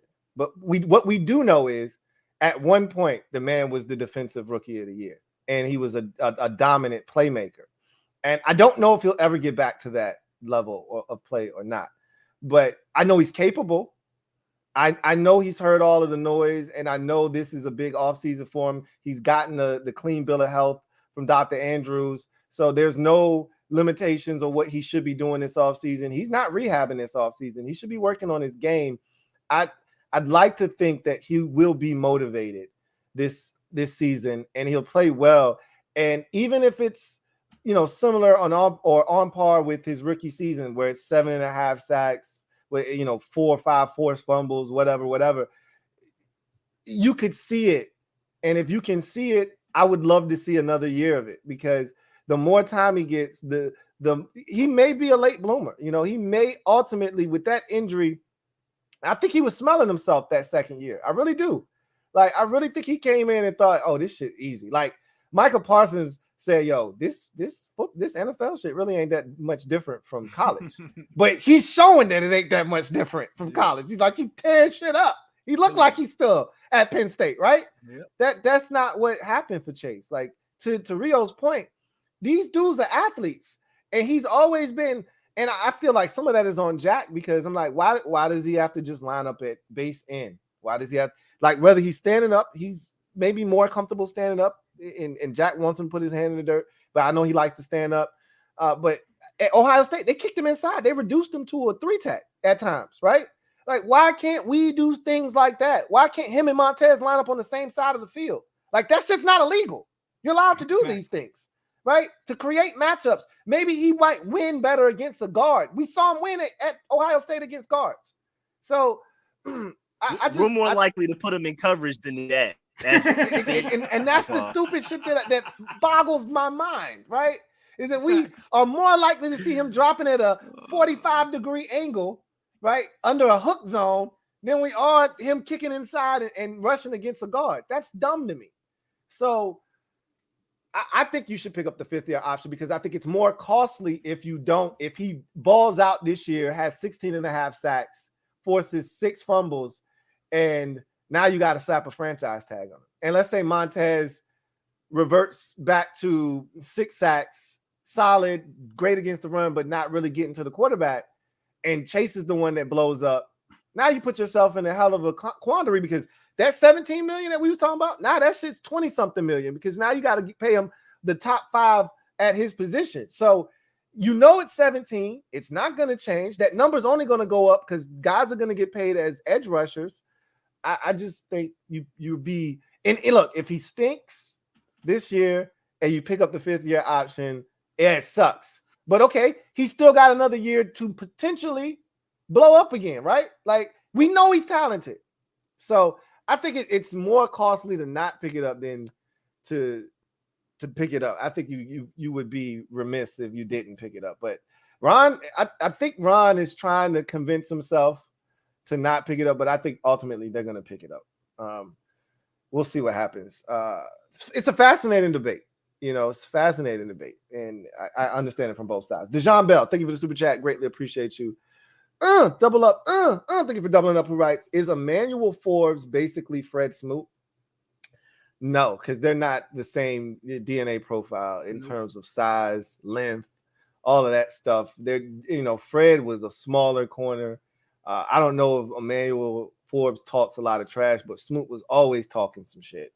I know Fred came in with a ton of swag. Mouth of the South. Yeah, you already knew what it was.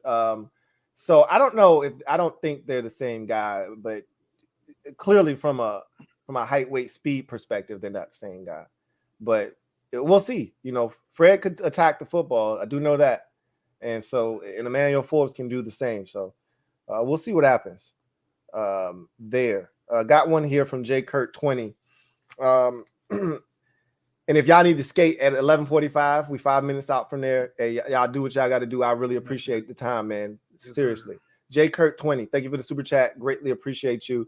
Who writes, if Witherspoon and Gonzalez are gone and no offensive linemen that you like are there, would you take Joey Porter Jr.? They say he's a man corner. How do you guys feel about JPJ? I'll start with you, Rio. I like Joey Porter Jr., but for us, go back to a point I made earlier.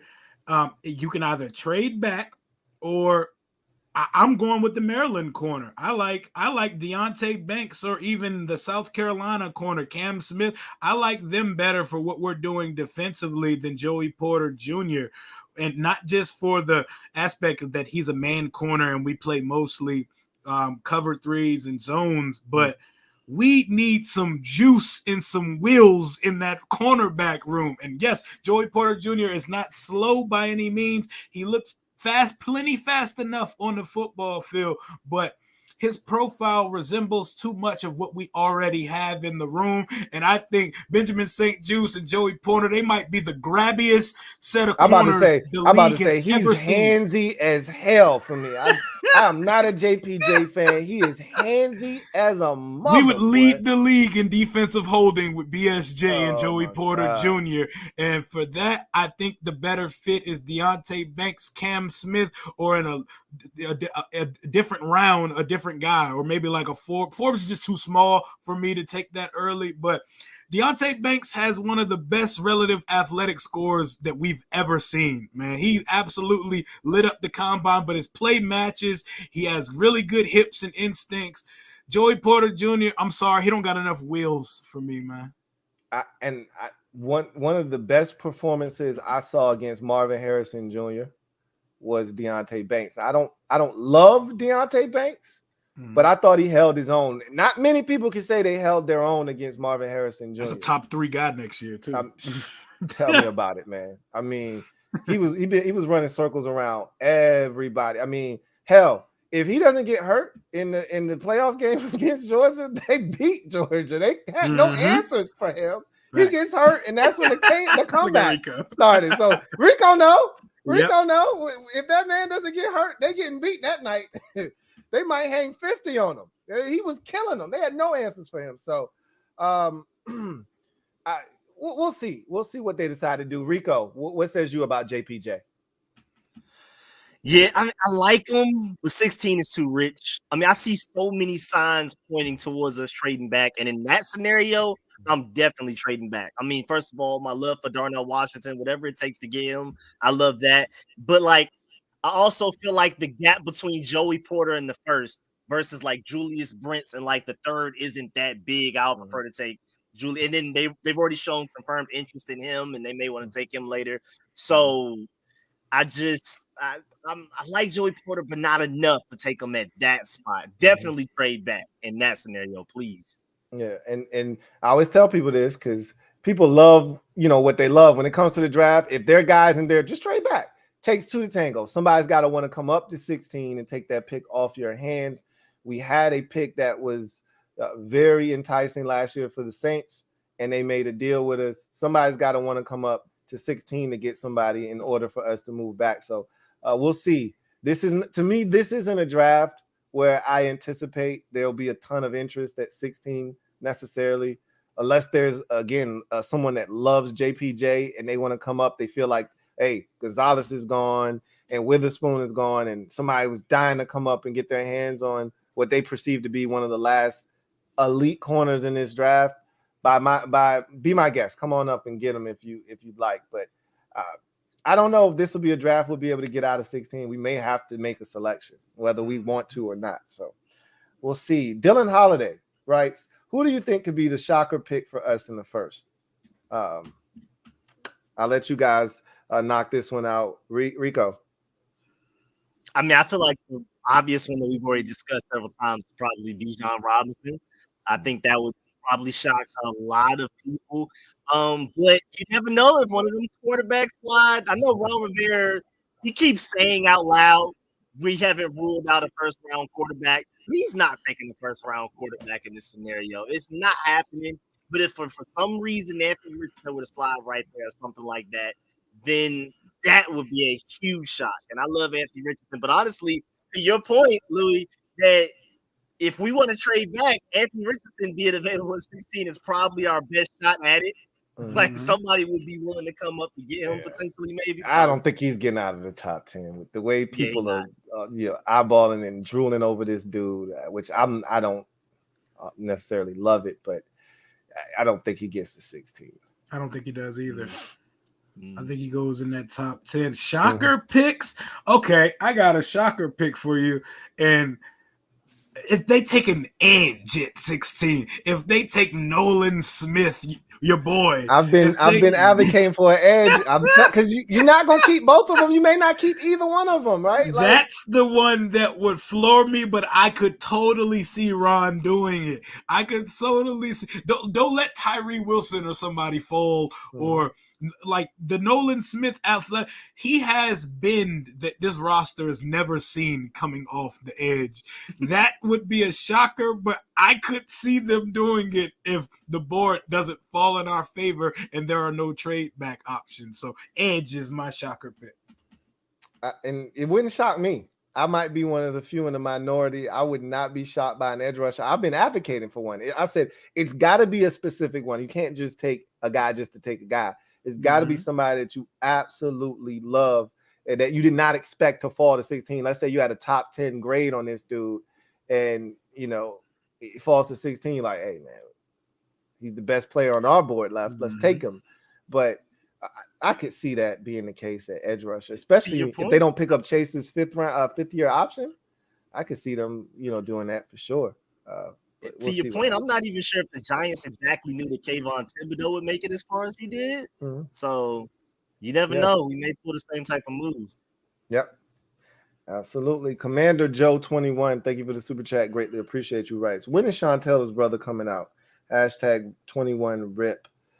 I have no idea. Is he even good? For Rice, I know he can hit. Gabe Davis, I know he can hit. Like, he has the Taylor name and he can smack, but I don't know if he's that good, though. Yeah, I wouldn't know. Do you have any idea about him, Rico? No. Sir.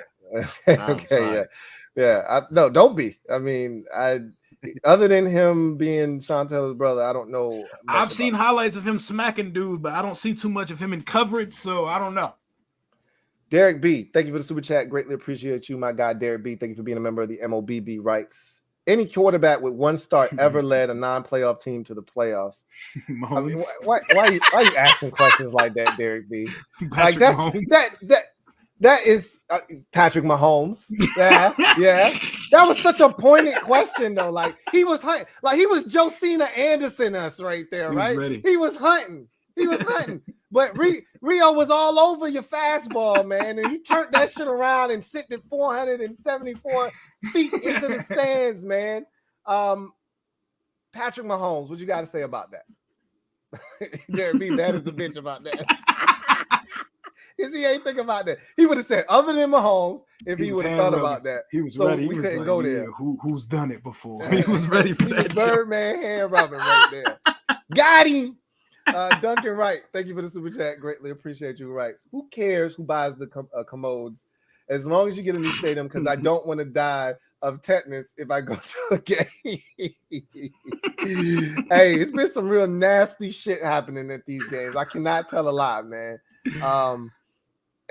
From the barriers falling down, almost hurting Jalen Hurts, to nasty, colored water coming out. If it was even water, I don't know if it was waste or what. They said it was water coming out of the pipes. Yeah, we need a new stadium. That's not a secret. And I told you guys earlier in the show, somebody asked me, what's the first thing I want the new owner to do? A stadium. I want a stadium. I want you to find somewhere to break ground and say, hey, by 2027, here's what we're gonna have. I'm starving. I want it to have a roof that's retractable so we can get a Super Bowl. Like, I want a state-of-the-art stadium so we can host the Super Bowl and have one of them bitches come here so we can turn the hell up. So I want a new stadium. That's the first thing I want. You know how pressed I am, bro? Like, it don't even got to be the stadium. I'm pressed just to see some 3D renderings, bro. I'm looking at all these damn stadium renderings in college and the pro. The Bills, whose dumbass is not putting a roof on their stadium. I don't understand that. Maybe they think it's an advantage. I don't know. It's beautiful. The Chicago Bears. I'm looking at teams that don't need stadiums. They're putting out these nice little 4K renderings. You get to see the little drone view and all this. Mm-hmm. I want that so bad, bro. Mm-hmm. I want to make a video so bad, just gushing it like, oh, this is gonna be ours, bro. Yeah. I'm not even gonna be able to afford these games, but look at this shit. Yeah. I'm waiting for that. I was excited. Remember, there was that one picture that came out about a potential stadium and what the Pringle jump. The jump that looked like a Pringle. Yes, that one. Oh, yeah. I mean, I was just like excited just to see some new shit. You know what I mean? Like, wow. Oh man, like I was like how Doug used to look at Patty Mayonnaise. Patty Mayonnaise. I was like, oh my God. I just want a new stadium, man. I'm like, honestly, I feel like the stadium design you're talking about, the premium, I feel like it was just so much bad going on. It was like, get a fans a stadium design real quick, make them happy real quick. Yeah. Like just distract them with a new stadium design. Yeah, right. Give them the rough draft. Give them the rough draft. Fuck it, just let them see it. Let them see something, right? Something to be happy about. Hey, they got me. Me too. I was like, yo, Dreamweaver. I love it. I was excited. Hey, but I hope we do something really similar to Mercedes-Benz, but a little bit better. The one down here in Atlanta, I absolutely love that stadium. I'll go to that stadium for a random concert just to be in it. It's that beautiful. It's gorgeous. Yeah, I've been down there a couple times. It's super dope. Like you said, it's awesome. Been to multiple events there. What is the Hawks Stadium called? It's All-State Arena. All-State, yeah. It's been there to the Hawks game, so. Yeah, it's really nice, man. I hope they're able to pull it off and put it somewhere where either it's booming or it's got a chance to be booming, right? Where you can build up some shit. Don't put them in the middle of nowhere, right? Dejan Bell, thank you for the super chat. Greatly appreciate you. Double up. I don't think it's a double up. Might be a triple up. Who writes, what makes Sam better than Baker? His age? There are a number of things. First of all, I think the mental aspect, like Baker was one of those dudes that was super cocky, right? I think Sam's confident, but to an extent where it borders like I always talk about athletic arrogance. At this level, you have to have it, but it needs to be controlled to a point where it doesn't turn into arrogance and become off-putting. Like Baker turned into, after that one successful season, his rookie year, turned into an ass that second year. He was speaking out on dudes like Duke Johnson's contract situation. And I'm like, bro, wait a minute. Who are you doing? What are you doing right now? Like, Sam doesn't have that. But if we're talking about on the field, I think he is a better athlete. Baker's not a terrible athlete, but I think Sam's a better athlete than Baker. I think he throws with better touch. Baker always, to me, threw a flat football. But Baker, to me, also is smaller. I know they're similar in height, similar in size too, but I felt like Baker was a little bit shorter than Sam. I think Sam's a little bit bigger than him, not by much. Similar arm talent. I think Sam's got a better ability to process and to do it faster than Baker. And I think his ability to be mobile in and out of the pocket and his ability to throw down the field with touch, I think is what ultimately will set him apart.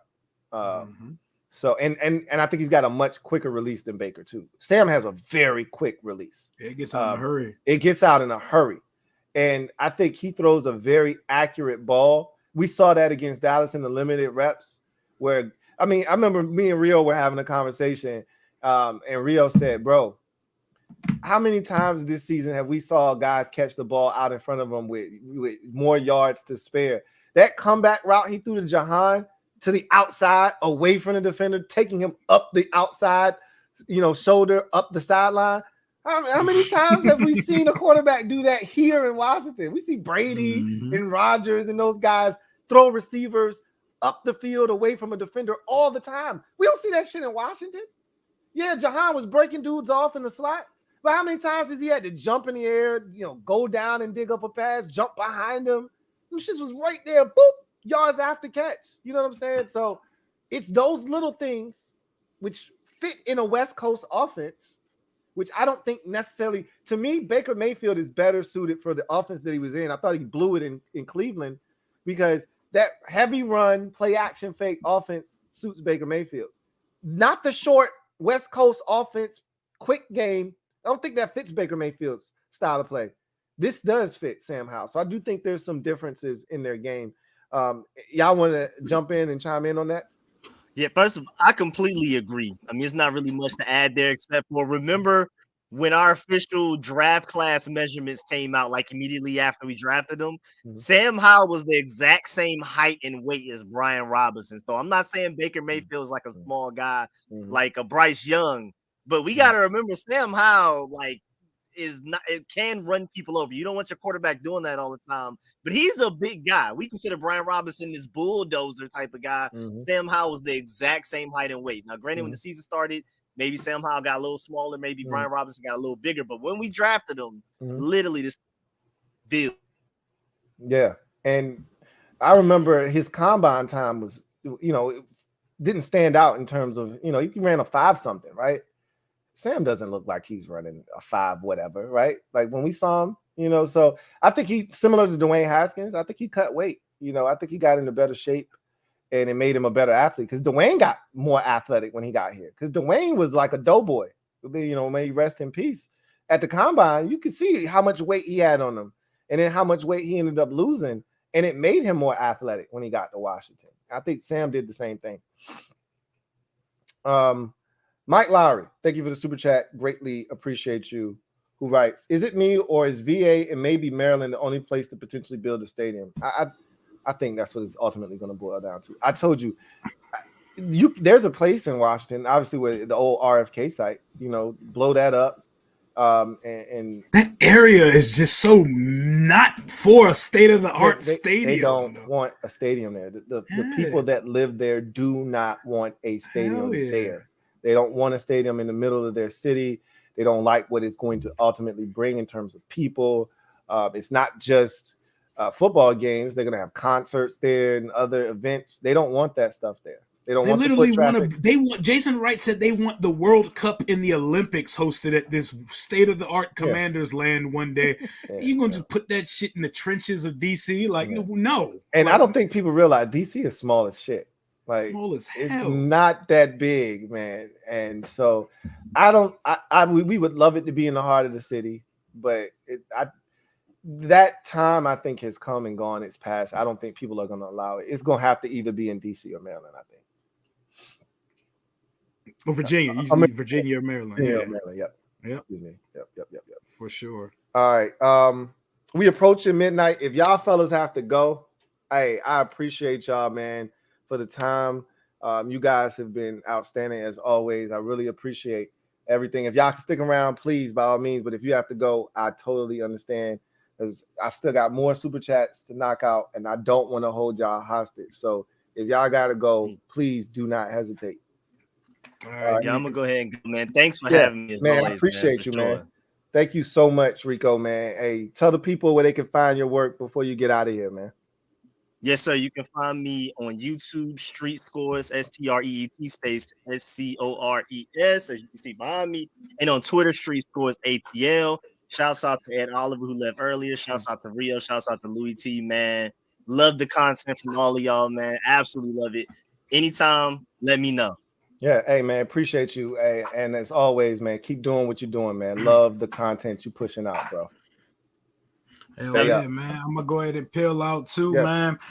Appreciate kicking it with y'all brothers as always, man. Y'all guys watching what you guys do really impacted and inspired me to start making content myself, man. Rico with his analytical brain, who needs Pro Football Focus and all these guys. And Lou, you can captivate an audience till 2 a.m. talking about one football team, bro. That shit is inspiring. I love what you do.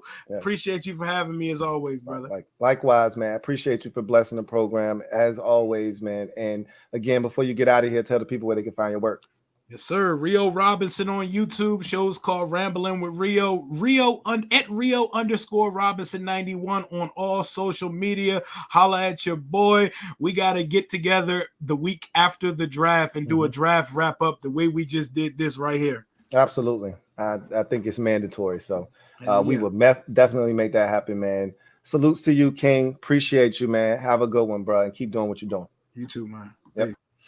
All right, y'all. So it's just me, and I got a few more supers to take care of before we get out of here. I appreciate all of y'all kicking it with us tonight, man. It was a hell of a show, and I look forward to doing that with the Commanders Kings down the road. William Lee, thank you for the super chat. Greatly appreciate you. Thank you for being a member of the MOBB, who writes, worst picks, Malcolm Kelly, Josh Doxson. Josh Doxson is interesting because I think he's better. He was better than anybody in that 08 draft. Malcolm Kelly, Devin Thomas, and Fred Davis. I mean, maybe not Fred. Fred had a couple of moments, but for sure, Malcolm Kelly was the worst of all of them. Dotson was a first-round pick, though, and I think that's what makes him a little bit worse than the second rounders, is that you spent the first-round pick on Josh Dotson. So he would definitely be in that discussion for sure. AVL1, thank you for the super chat. Greatly appreciate you. Who writes, Lou, third week NHO equals no Heineke off. I know y'all saw the letter he wrote. It was a heartfelt, passionate letter written to the fans, thanking them for, the second chance that he received and all the love and support he received in Washington. He became a cult figure here. Rio talked about being in the stadium and tens of thousands of fans chanting his name and knowing that would be something that would exist. We talked about it this offseason about, having Heineke here might have been to the detriment of a guy like Sam Howell, whether you like Heineke or not. And I wanted Heineke here. I said it. I think he's one of the better backups in the NFL. He's going to play this year in Atlanta. He's going to play plenty of snaps for the Atlanta Falcons behind Desmond Ridder. So he'll become a favorite of theirs. He leaves it out all on the field. He's a guy that wears his emotions on his sleeve. The whole Jordan thing was pretty cool. You know what he is. You know what he isn't, and he knows what he is, and he knows what he isn't. But that's what makes him him. So I appreciate what he did here, but I'd be lying to you if I told you I was super sad he was gone. He's a backup quarterback. You know, go get you another one. But I'm more worried about the starter than I am the backup. You know, now, you know, the rebuttal to that, the counter to that is, well, no quarterback has finished a season, started and finished the season in Washington since 2017, the last season of Kirk Cousins. So you should be worried about the backup. And to that, I say touche. But I'm still worried about finding the signal caller of the future. So I'm less worried about Heineke, more worried about the development and the success of Sam Howell. Let's see. Let's see if we got any more supers.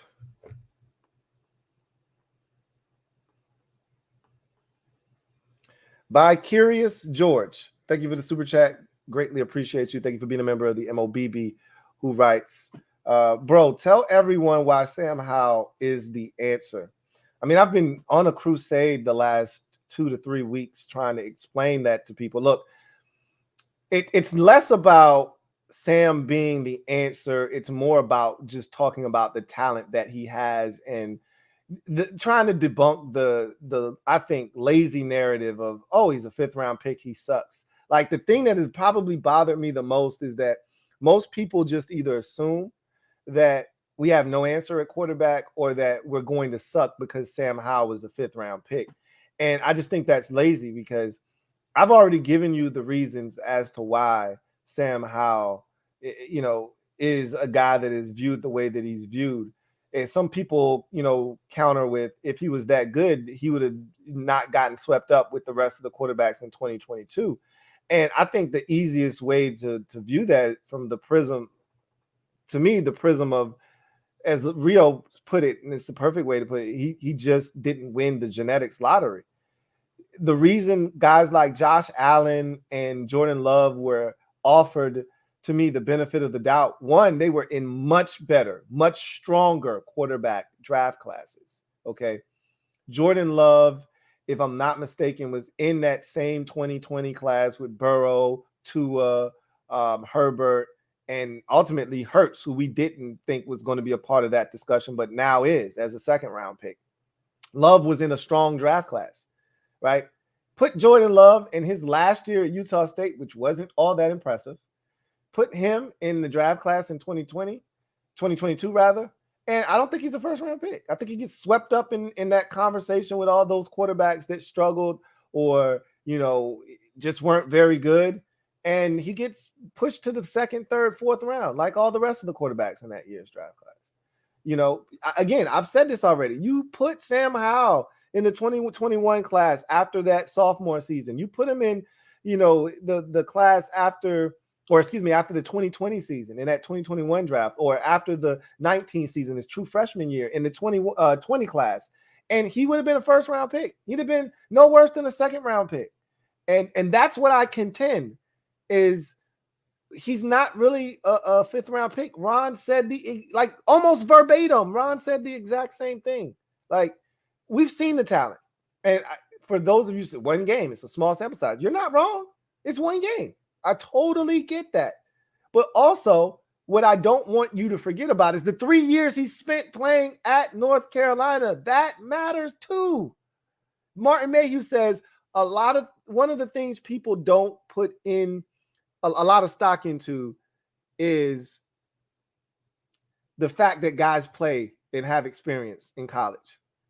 And something else that I love, me and Mayhew don't always see eye to eye, but one of the things I love about Mayhew is, in this regard, he has an old school mentality when it comes to developing quarterbacks. And he's like, we give up on quarterbacks too soon, because I think most fans are going to look at Sam Howell and it's one and done. If Sam Howell is solid this year, but doesn't knock their socks off, oh, he sucks, 5th round pick, get rid of him. And what if it's not until next year that he shows you, hey, I'm really that dude? You know, Josh Allen didn't show he was that dude until really year 3, right? There were Bills fans. I remember having conversations with Bills fans that were questioning Josh Allen going into that third season. Mind you, Allen took them to the playoffs in year 2 of his career, and they were questioning him going into the third season. That's when he really broke out. So understand that it doesn't just happen like that. Sometimes guys need time to develop. And remember, 1 start is all he has right now. And I'm hoping he gets 17 this year. And if we're lucky, some bonus starts in the playoffs. But I just want to see him continue to get more reps under his belt, continue to grow, because I know the talent's there. I saw it for 3 years at Chapel Hill. I saw it in the preseason last year. I saw it in the Cowboys game in week 18. So, again, I can talk until my face turns blue. At the end of the day, he's going to have to show all of you what he's capable of in order for you to believe. And that's fine.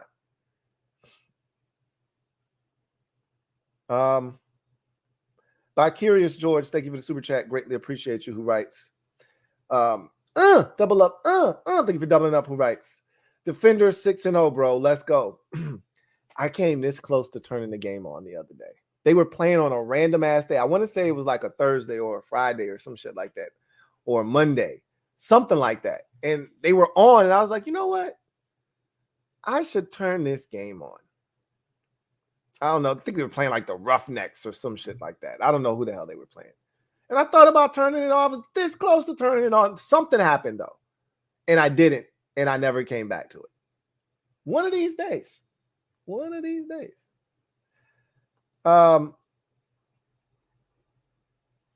By Curious George. Thank you for the super chat. Greatly appreciate you. My guy, By Curious George writes, you know, the whole 11 of 19 attempts irritates me. Do they not realize that at least 2 or 3 of those throws were dimes that were dropped by Terry and Jahan? Both of them had drops. Now, I've since gone back and looked at the Jahan drop on the deep ball down the left sideline, and the defender did have his arm. Could he have still caught it? Maybe. It would have been a lot tougher because he was interfered with. But it was a perfect throw, to your point. Terry had a easy, you don't see that from Terry. Terry had an easy drop on a 3rd down. I want to say it was the 2nd possession of the game. Howell throws him a dime in traffic, and Terry's so busy trying to catch it and get up the field to get the 1st down, which he would have gotten, that he forgot to catch the football. Again, those could have easily have been completions. To me, there was only one boneheaded throw or decision in the game that you look at, and you just chalk that up to lack of experience and growing pains of a young quarterback, and that's the interception he threw in the red zone. You hate to see that, but that's a part of the growing pains that you're going to endure with a young quarterback. But I saw plays where, like, he was one on the 3rd down in the red zone. He didn't have anything. He threw it at the feet of a receiver, right? I thought he was really good for the opportunities that he was given in that game. He easily could have walked away from that game, 14 of 19, for whatever, 200 and whatever yards, and, 1 touchdown, 1 rushing touchdown, 1 passing touchdown, and had a really good, completion percentage, rating, all that stuff. But it just wasn't meant to be. But if you watched it, you watched every throw. It was 19 of them. You saw every throw. You couldn't walk away not impressed. You might not have had your doors blown off, but you had to be impressed. I was.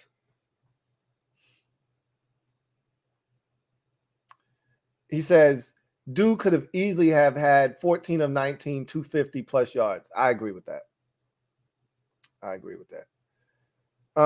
By Curious George, thank you for the super chat. Greatly appreciate you. By Curious George writes, to piggyback off of that quarterback point, Alex Smith didn't become good until like year 5. Facts.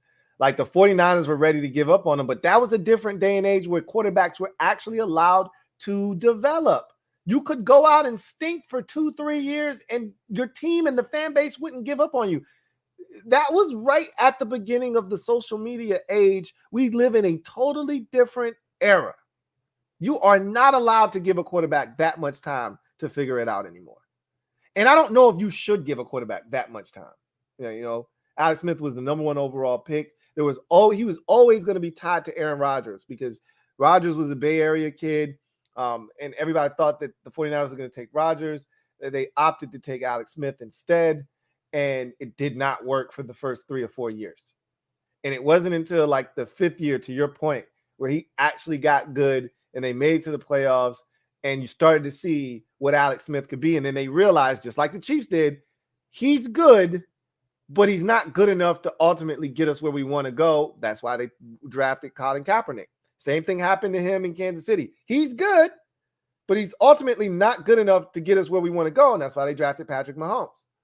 So you need to give a quarterback time. I'm not saying Alex Smith amount of time, all right? But I feel like you should be able to give a quarterback 3 years to figure out if he's any good or not. And unfortunately, your draft status usually determines whether you get that amount of time or not. Alex Smith got that amount of time he did because he was a first-round pick. You know, Daniel Jones got the amount of time he got in New York because he was a first-round pick. Had Daniel Jones been a third-round pick, he wouldn't have gotten 3 years to prove he was the right guy, 4 years, really, to prove that he was the right guy in New York for the Giants. So Sam's not going to get 3 years. Sam's probably not even going to get 2 years, honestly, to prove. He's going to have to show in 2023 that he's the guy. And if it's close, maybe if this staff is here, he gets the benefit of the doubt. But if it's close and a new staff comes in, Sam's probably not going to get a legitimate shot after that. So we'll see what happens. He says, like, come on, people expecting QBs to be Brady off the bat. That's one of the unfortunate parts about instant gratification and this, as I like to call it, microwavable society that we live in now. You know, the era that we live in, people want instant results right now.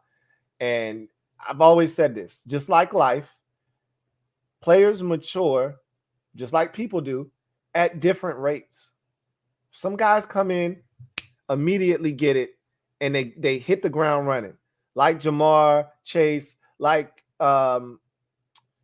Justin Jefferson. Some guys just come in and immediately hit the ground running, and you're like, okay, he's different.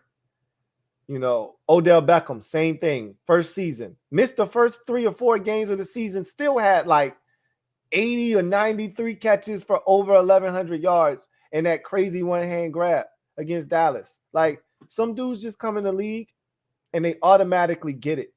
And you like, yo, he's different. And then some dudes need time. Look at Darren Waller.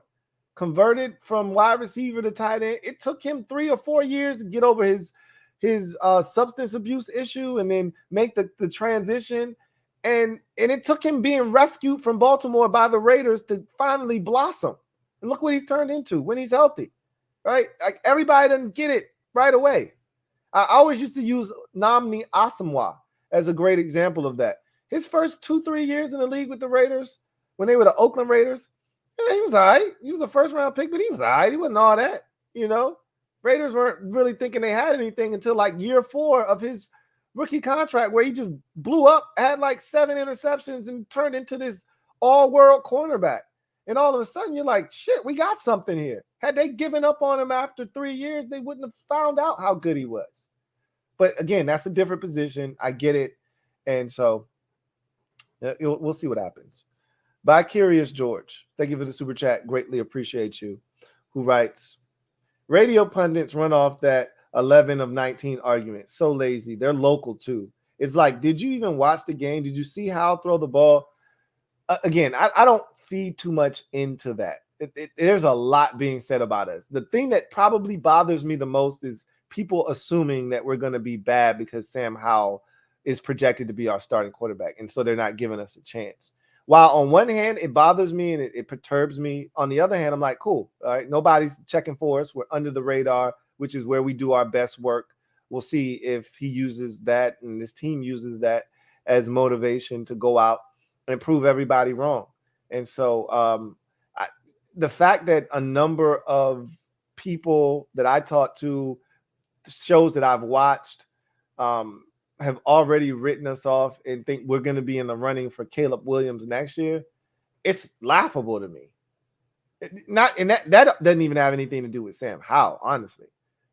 You know, the fact that Ron just never has bottomed out as a coach. He's never bottomed out. This man had Kyle Allen with the Carolina Panthers when Cam Newton got injured for pretty much an entire season, and he still won 5 games before he was fired. Before the season, he would have won another game or 2.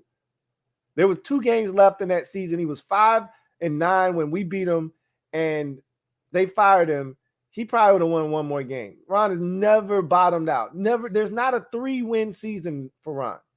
You want Caleb Williams, you're going to have a 3-win season.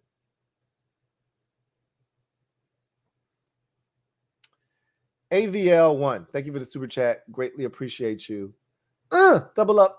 Thank you for doubling up. Greatly appreciate you. Who writes, thanks for hanging out late. You're a breath of fresh air, man. Thank you for hanging out late with me. I appreciate you. Don't know where you are. You could be on the left coast. It could only be 9:19 where you are. But it's after midnight for most of us on the East Coast. This is what I do, man. And I appreciate each and every single one of y'all. You could be doing anything. There's so many different things you could be getting into right now, but instead you spending your time with me. And that's not lost on me. I value each and every single one of y'all because, again, you don't have to, rock with the kid. You don't have to support the movement, but y'all do. And I really do truly appreciate you guys for that. So thank you, AVL1. By Curious George, thank you for the super chat. Greatly appreciate you. Who writes, guess it's easier to just pile it on the team. Well, it's a group think mentality a lot of times. And there's nothing wrong with that. Sometimes group think is that way for a reason because it's right.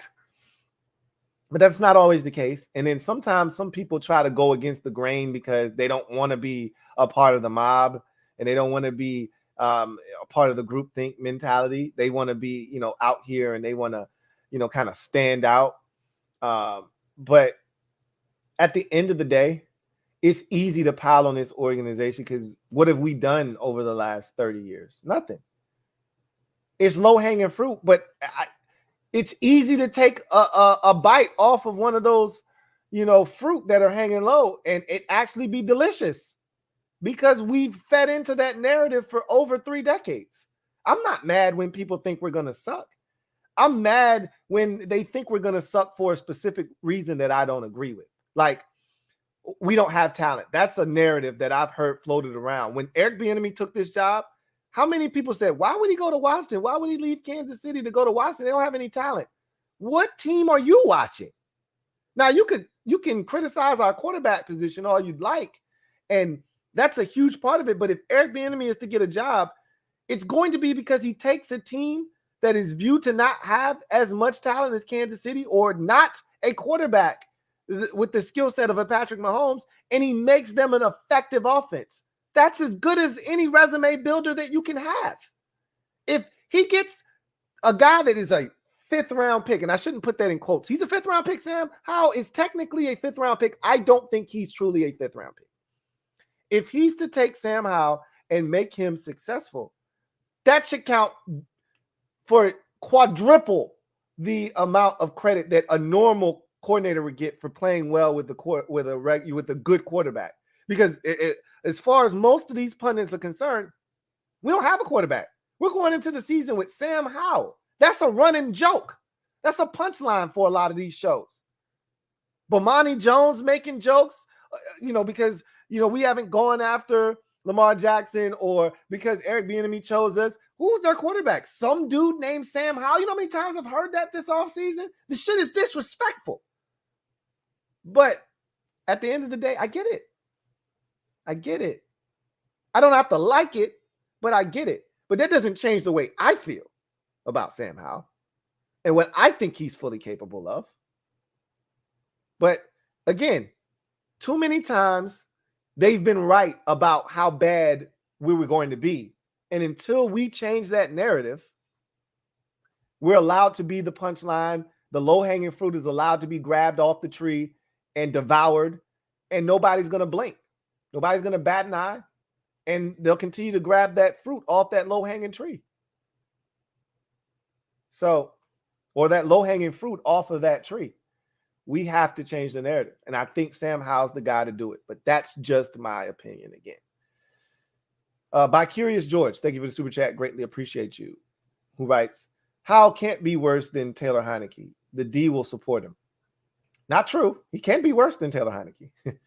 He can definitely be worse than Heineke. That is not true, but he won't be. He won't be, but he can be worse. Let's not act like Heineke was absolutely horrid. You know, there were games where Heineke was like, ugh. But I always said this about Heineke. Heineke could be funky. I mean, it could be an absolute funk fest for 3.5 quarters. But if you gave him a chance, the Colts game is a great example and illustration of this. If you give him a chance late in the game, he will make something happen. Another great example is the Packers game, right? That first half is about as bad of a half of football as you can play. He should have thrown 5 interceptions in the first half of that Packers game. He was equally as impressive in the second half of that game, and that's why we won. Defense made some plays. Officials bailed us out maybe once or twice, but he made some throws in the second half. So at the end of the day, he could definitely be worse, but he won't be. He won't be. By Curious George, thank you for the super chat. Greatly appreciate you. My guy, By Curious George writes, say what you will about Ron as a speaker, but the man has filled our team full of adults. EB will love coaching our offense because of guys like Terry. I've said this already. Say what you want about Ron, and that's my line, right? That usually means I'm about to give Ron some credit for something. Say what you want about Ron, and there's a lot you can say about Ron. There are a lot of deficiencies with Ron as a head coach, and we've chronicled those over 3 years of him being here, okay? But the one thing you can't deny is Ron is a leader of men. These guys will run through a wall for him. It's the reason he's never had a season bottom out on him. You know how you get to 3-14? It's not just bad luck. We've had bad luck here in Washington. He had bad luck in Carolina with injuries. You don't bottom out at 3 wins because of bad luck. You either got to be a really bad football team with no talent, which this team is not, or your team has to absolutely quit on you. And it's never happened to Ron. And it won't happen to Ron because Ron gets it. And his players fight for him. And part of that is because he brings in guys who get it. Or to your point, the term you used, adults. He got rid of the kids in the room, the Darius Geises and the Dwayne Haskins of the world, God rest his soul. He got rid of the kids. We need men, and he's filled the locker room with those, for sure. Anyway, that's the last super chat on what has been a fantastic stream. I thank you guys for kicking it with me for over 3 hours. We haven't had one of these in quite some time, so it was so good to be on one of these with you guys and chop it up. And there'll be so much more of these to come tomorrow, or today rather. We will be live with the Super Friends. I think LB is going to be a little tardy to the party. However, I think he will show up. So I think we will have the Super Friends in tow. I don't know if we'll be at full mass or not, but eventually I think we'll have the entire group at some point. But either way, there's still a ton to talk about within the division, whether LB shows up or not. But with that said, we will have an NFC East Super Friends stream tomorrow or Thursday. So hopefully you will be able to join us for that. But in any event, that's going to do it for me, your man Louie Tee, here on the Command Post Live. You know what it is. Post up. Take command. I got another super chat here to take us out of here. By Curious George, thank you for the super chat. Greatly appreciate you. Who writes, you think Trent Williams fell under Kidd? Nah, I mean, the man had a cancer scare. Now, was it his fault? Was it the training staff's fault? whose fault? I think everybody shares some blame in that. The misdiagnosis, this, that, and the third. That situation is more complex than what Trent Williams is describing. However, I don't think he was a kid here. I just think he felt some type of way about how his situation was handled. And then he wanted to be compensated, and they didn't want to pay him. And they felt like they had been more than accommodating to him with everything that had been going on. And they felt betrayed by Trent. And again, I'm always going to side with the player, especially when you got a shit organization like we've had. So even if Trent was in the wrong, it's hard to side with Bruce Allen and Dan Snyder. It just is. Damn near impossible. So I don't think he was a kid.